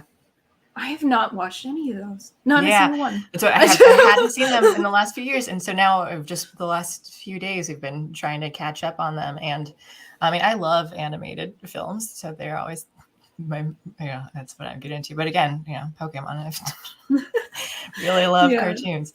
But I had the last. Did you see Sonic the Hedgehog? Did you see that one? No, I do remember like when that was coming out that they had to change like all of the art style because like he was like super like really tall or whatever, and everyone was hating it, and and it was a good thing though too because they were like, no one is going to watch this movie unless we change this, and they did. So, but I've never been into Sonic like in the games or anything, so I don't like fast games where the character's fast. Like that's a joke on Warframe. They're fast 4 frames, and I'm like, oh, it's a fast frame, yay! Because I'm like, I'm gonna run into a fucking wall. Like I'm not good at fast, so I don't like Sonic the games. But that movie was good. Really, it was really funny. It was really funny, and it was silly. It had some plot problems, like most kids' movies do. Right, but it was really, really enjoyable. There's a real life actor in there that I think I like. Who's in it? I think there's a real human that I've like, oh, I should watch this because of you. But I don't know who. Do you know who the actors were? Jim Carrey is Mr. That might be it. I don't think he's a great. I've just always been like, oh, you do the same thing all the time. But like, I dig it. Like I enjoy watching you. I kind of got tired of him for a while. Like he didn't seem to have his heart in it anymore. Like he was tired or something, which old. Is exactly. And I was like, yeah, you're allowed to be tired, man. Maybe don't take some of these roles. Right. And then, you're doing a young man's game with all of the but Jim, it's like old Jim Carrey again. He's funny. He is funny, and he does not look like he's hating the project as he performs it. Like he did in Yes Man, he looked like he was really unhappy the whole time, and I was like, ugh, this is just uncomfortable. In actually, if you know anything about Yes Man, he's supposed to play Wonderwall on guitar, and he hated the guitar. He hated it. And it was like, as soon as they were like, okay, cut, that's a wrap on the guitar stuff, he's like, take this away. He's like, threw it off. But yeah, he did not like it. And I felt that. Like, I felt like he was not enjoying the project the whole time. But Yeah. he actually looks like he's got his animus in Sonic the Hedgehog. He actually looks like he's enjoying it. He does a good job. Good. Okay, that's good to hear. Then I'll write that down. I need to what was it? Murder by Death and Sonic the Hedgehog. These sound like they go together. Yes. So you've talked a little bit about it, but if there's more things that you wanted to say on like Warframe, you said I think maybe not this. I don't remember if you mentioned it earlier today, but you also like Destiny 2. So you want to talk a little bit more about that? I know that you're really, really into playing them lately. Yes. Destiny 2 especially, I'm having a hard time doing anything else. But so I think it was in 2020, maybe 2021, I played Destiny 2 on the old potato and it ran horribly. And also that game has a shit tutorial in teaching you how to do things. And I was struggling so damn hard because each character class has a different jump mechanic and they do not explain how they work. And so then I rage quit the first time I played Destiny 2. Honestly, I was like, that's the end of the video, is me going, no, fuck off. And like Alt F4, got out of it, end of live stream. And I was like, but I always loved the gunplay in it. I thought the gunplay was so much fun. And then I tried it again about a year later, still on the old potato with my friend Nameless. And he helped me understand how the jump mechanics worked. And I was like, oh, and then suddenly like it's not that bad. But I still can't play it because it runs like crap on the potato. It's too high intensity for that computer. So then recently, and for those of you wondering, she's talking about a literal potato. So like a month or two ago, I played it again by myself, and I really again and on the new computer ran beautifully, captured beautifully, and was really fun. And I decided that I would. And also, I got a lot of views. I got like 600 views, which is high for me. Nice. And within 24 hours of that live stream. So that was that was for someone who is just around 1,000 subscribers. That's a very good live stream. Yeah. And so I asked people, I was like, do you want me to play Destiny 2? Because now it's an actual option. Like, because it was not an option before because it didn't run well enough on the old computer. So then I decided I would play again, and this time Nameless joined me. And then I ran through the Forsaken campaign with Nameless, which right before they ended it. Like literally we were streaming on the last day of Forsaken's availability, and we finished it. Because it's online. It's only online play. It's an online game, yes. Okay. And they sunset content. So Forsaken came out 2 years ago. So they were about to release the Witch Queen, like Monday night. The game's going down so that they can update it with Witch Queen and take out Forsaken. And I was like, we played it that Monday. We killed it, and then Witch Queen came out, and I spent like $100 to get Witch Queen and the 30th anniversary pack. So that I had the season. I went all out because I was like, this game is fun. It's very, very fun. The writing behind it is like kind of silly, and it has some bugs, but I don't expect every game to be polished. Warframe has bugs, but they have a lot less people working at Digital Extremes than Bungie has. So like they get more slack from me for their bugs than Bungie does. but and there were weird bugs, like, and they still pop up where it's like there's this tutorial message that pops up and it doesn't go away, and it just won't go away. Oh, really? So you're and I'm like, always learning. Yeah, I know. I'm always learning the same thing. Right. Yeah. But then, so yeah, I've been playing it like crazy. I'm really enjoying it. I'm already like in like, I think like rank 35 or something in the season. Other Destiny 2 streamers, though, they've already finished the Witch Queen campaign, which I have not. They have already ranked up completely in the season, I'm sure, and finished the season quests. And I'm absolutely certain that they've already done the season raid, and I've not done any of that. Because I am also still just a new player.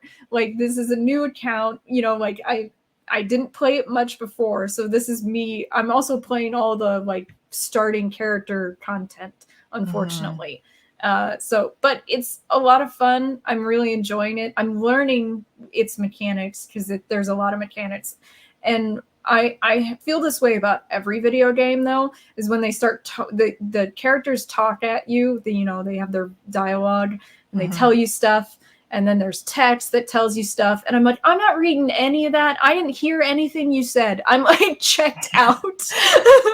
and it's so silly because like I want to get feedback actually mostly from chat on how to do things, or from Nameless. Like when Nameless explains to me how something works, I'm like, I hear it. But when the game tries to tell me, I'm like, what? Like, you put all this flavor text in there, I don't fucking care. Like, when I start hearing flavor text, my brain just shuts down. Yeah. Wow. So I haven't played either, you know, like any games like that, mostly like any computer stuff, because I just, like I said, I do Nintendo things. So once I get all caught up on finishing my Super Mario World run, I'm also playing Yoshi's Island, I think for the first time, because I remember Yoshi's Story, but I'm trying Yoshi's Island and I don't remember like anything specifically. And Dr. Mario, I got to level 20. Can't seem to beat that last one. So like once I complete all of that, maybe you can teach me how to do. Those games are all similar, right? Like, I would imagine totally. Dr. Mario, and there is a lot of platforming in Destiny 2. And it's kind of a question. Do I die more from enemies or do I die more from falling off of platforms? Okay. Because I'm not good at platforming. Yeah. I'm bad at it. Well, maybe you're not the right person for me to learn from. Well, that's okay. Also, hello, Bungalow Logic. I saw you say hello earlier, so it's nice to see you in chat. Let's see. Okay, well, I guess it's almost been 2 hours already. So I think I have one final game for you, Alex, before we wrap up. Do I have? Okay. Before we do the final game, I also forgot that I wanted to say, since you have cats, it reminded me that I have this board game called The Cat Game. So it's furry. It is. It's very furry. And I actually still haven't played it, but it makes me want to play it now. And I think it's like a trivia game. So like it has like different cutouts of cats for some reason. And then and I think like I think you have to draw. It's like Pictionary or something. So you get like the card name like flicks. You do Pirates of the Caribbean and stuff. So if you're interested in cats, what's this say? Steve York says, "Can someone please stick $1 in Vanilla Ice?" Yeah, my intern has been getting different terms like Unabomber, asking when his rap album is going to be dropping.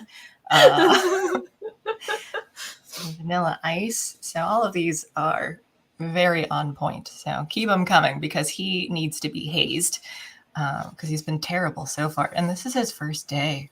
Jeez. If he's been this bad already, I don't want to know. But okay. Before we play the game, I do want to bring up one thing that I didn't bring it up to you like as a possibility before because I just watched it before we got on. The Kid Rock We the People music video. I don't know if you've heard it. Yes, I have. Yeah. Yes. I was dying of laughter. Like, I don't know how many people in chat have seen this video. I think it's a little awkward at times, but I found it really funny and like often on point, actually. I mean, I'm not a fan of his music, but I know, yeah, I hadn't really listened much before.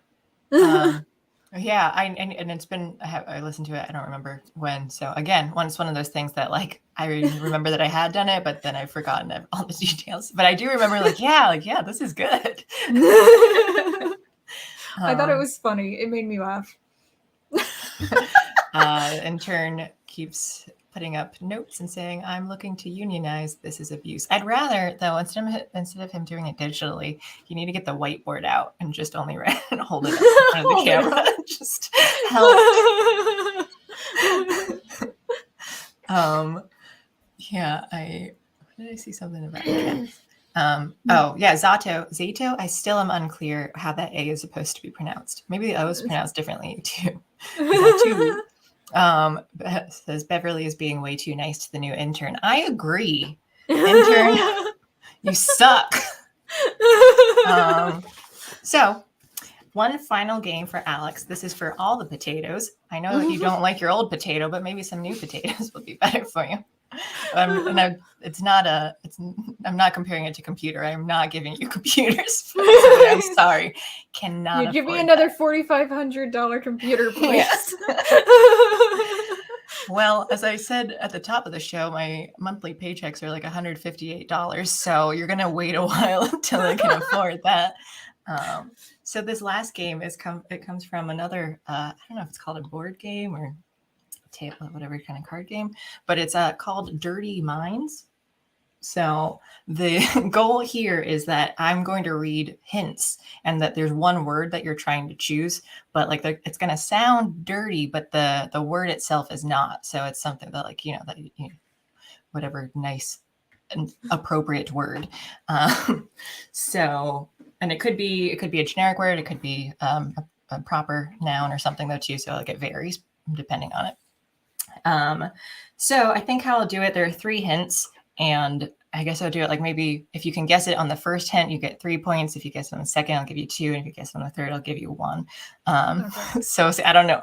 Sometimes like they're like super easy or sometimes they're really hard. So we'll try this one. Okay. Hint number 1.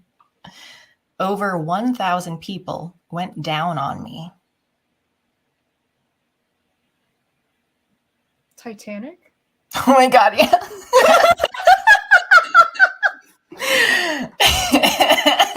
Yes. 3 points to Alex. Yeah. The second, so I'll read the other hints. The second hint was, I wasn't a maiden for long. And hint number 3 was, a big hard thing ripped me open. So you get 3 points. So you had double the points from earlier, and then 3 points. So at least 21, maybe 24. I was sure it was Cardi B. Yeah, I guess I would have accepted that answer too. So either one, Titanic, Cardi B. I'm sure she's gotten that comparison before, right? Well, Alex, congratulations. You win. Yeah. Sorry, what were you saying? I was just going to say, like, I played a trivia game with coworkers once, and it was Kahoot? Yeah. Oh, yeah. Okay, I've heard of it. I might have played it. I can't remember. It was the first time I ever played it, and I was head and shoulders above everyone else by the end. I don't know how this is possible. Like, I honestly don't know. Like, I don't think of myself as being this good at games, but I don't know. I smash people. Modest. Humble. I'm not good at any of these games, but I win everything. Oh no, I do have intense beginner's luck though. Everyone makes fun of me for it because like in like Warframe, when you farm at Warframe parts, they're like, it takes like 100 tries, and I'm like, here, I got it on the first time. First try. Yeah, and I'm like, and I was like, it wasn't that hard. Is it supposed to be that? Is it supposed to be really hard? So I have beginner's luck. Yeah, I'm good at stuff too. I remember Alex is perfect over here. I remember when I was younger, I'd go over to. I'm not perfect. Like we had like family holiday, whatever, like family meetings. But my cousins and I remember playing like Super Smash Bros. And none of them are like really gamers or anything. But like I played it, so then I was always like really good compared to them, though. So they stopped wanting to play with me.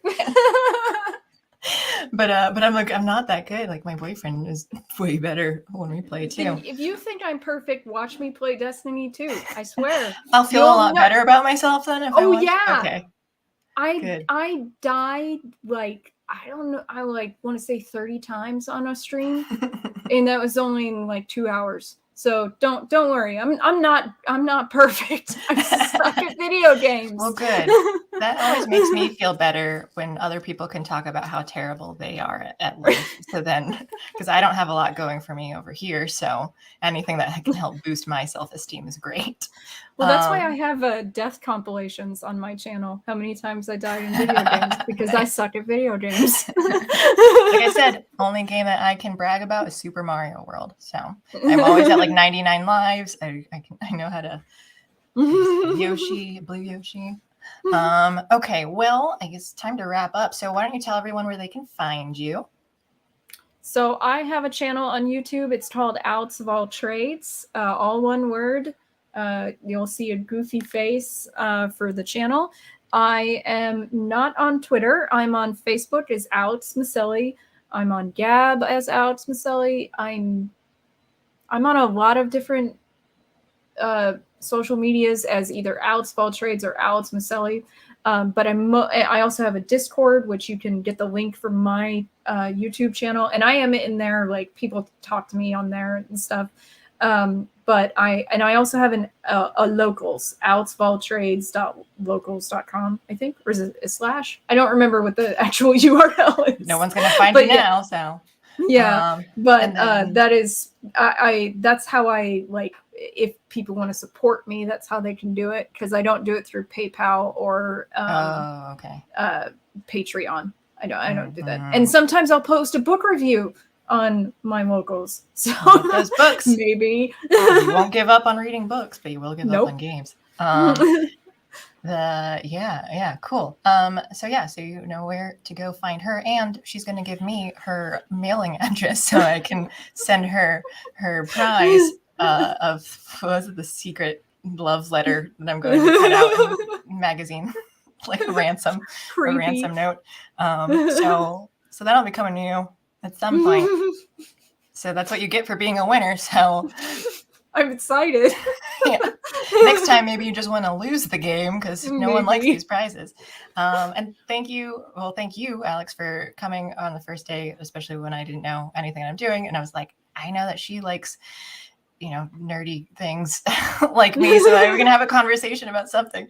And thank you to the chat and the viewers for watching this. If you have suggestions on like the games or topics and stuff too, this show is malleable because I'm still trying to figure things out. So we're open to ideas and whatever other stuff too. Monday, I was getting there to like the ending stuff. Thanks, intern. Really, up in my grill here. On Monday, we've got narrative dissonance. Oh, is that the cake?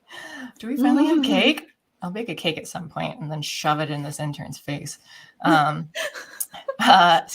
narrative dissonance with some nerd named Carter Laren, and he'll have some guests and talk about, I don't know, newsy stuff that happens. It's going to happen tonight. It's going to come out tonight. I don't remember who the guests are, though, so the intern can write them in if he wants in the time that we have left over, but maybe he won't get there in time. He doesn't know who they are either, so who knows? It's a mystery. What else do I need to say? Book club. Again, we have the Archipelago game book thing by Sun, Salts, and Meats, whatever. April 24th. That's a Sunday, noon Eastern time, which is the better time zone. And anything else, Alex, that I'm missing? Do I need to talk about? Your show came out this past Tuesday. Got that out there. We had a great reset. I think that is everything. So thank you again, everyone. Is it a Keytor or a guy? I know, Johnny Boy Quickdraw. What is a guy? I know. What does that mean? I don't know what that means. If you're asking about this, yes, as I said earlier, I'll repeat. This is my keytar. I can't do this. Keytar. Her name is Epsilon. Monday is a reporter from Breitbart and one from Post Millennial. They are also nameless, though. So you just call them reporter from Breitbart and one from Post Millennial. Breaking headline says Beverly's going to play the keytar on the new rap album, Carter's new rap album. Yes, that is true. Oh, guitar piano. I didn't think there was a difference between a keytar and a guitar piano, so I'm just going to say yes. Okay, well, we're wrapping up. Thank you guys again for watching. Let me find where these end credits are. Happy Goose. Happy Goose, happy life, as they say. Happy Friday, and we will talk to you all later. Bye, Alex. Bye, intern. Oh, I just heard a real goose scream now, too, so good time to end on.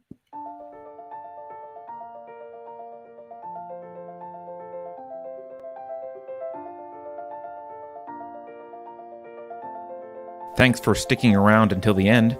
If you're new to Unsafe Space, check out our deep content library that includes discussions with everyone from James Lindsay to Brett Weinstein. And please consider helping to fund our work by visiting unsafespace.com/donate. You can find us on a variety of social media platforms, and you can find a community of like-minded individuals on our Unsafe Space Discord server, which is open to financial supporters at any level. We hope to see you there.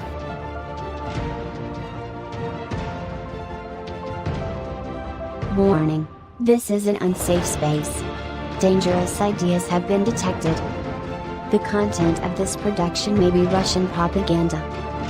The following individuals are suspected of questioning one or more official narratives. Experts agree that there is an epidemic of sexually uninformed 5-year-olds, and Florida is the cause. Here's an idea: why not stop complaining and buy a Tesla? I'm sorry, there is no record of a COVID pandemic. You must be mistaken. If you think about it, no one should be allowed to express opinions. But don't. Think about it, I mean. That's not your job. Thinking has been scientifically proven to be less efficient than compliance. Science, scientific, and scientifically are registered trademarks of the World Economic Forum. Unauthorized use is prohibited. Computer voice courtesy. Never mind, that last line is fake news. Please disregard it and return to your safe space immediately. There will be cake.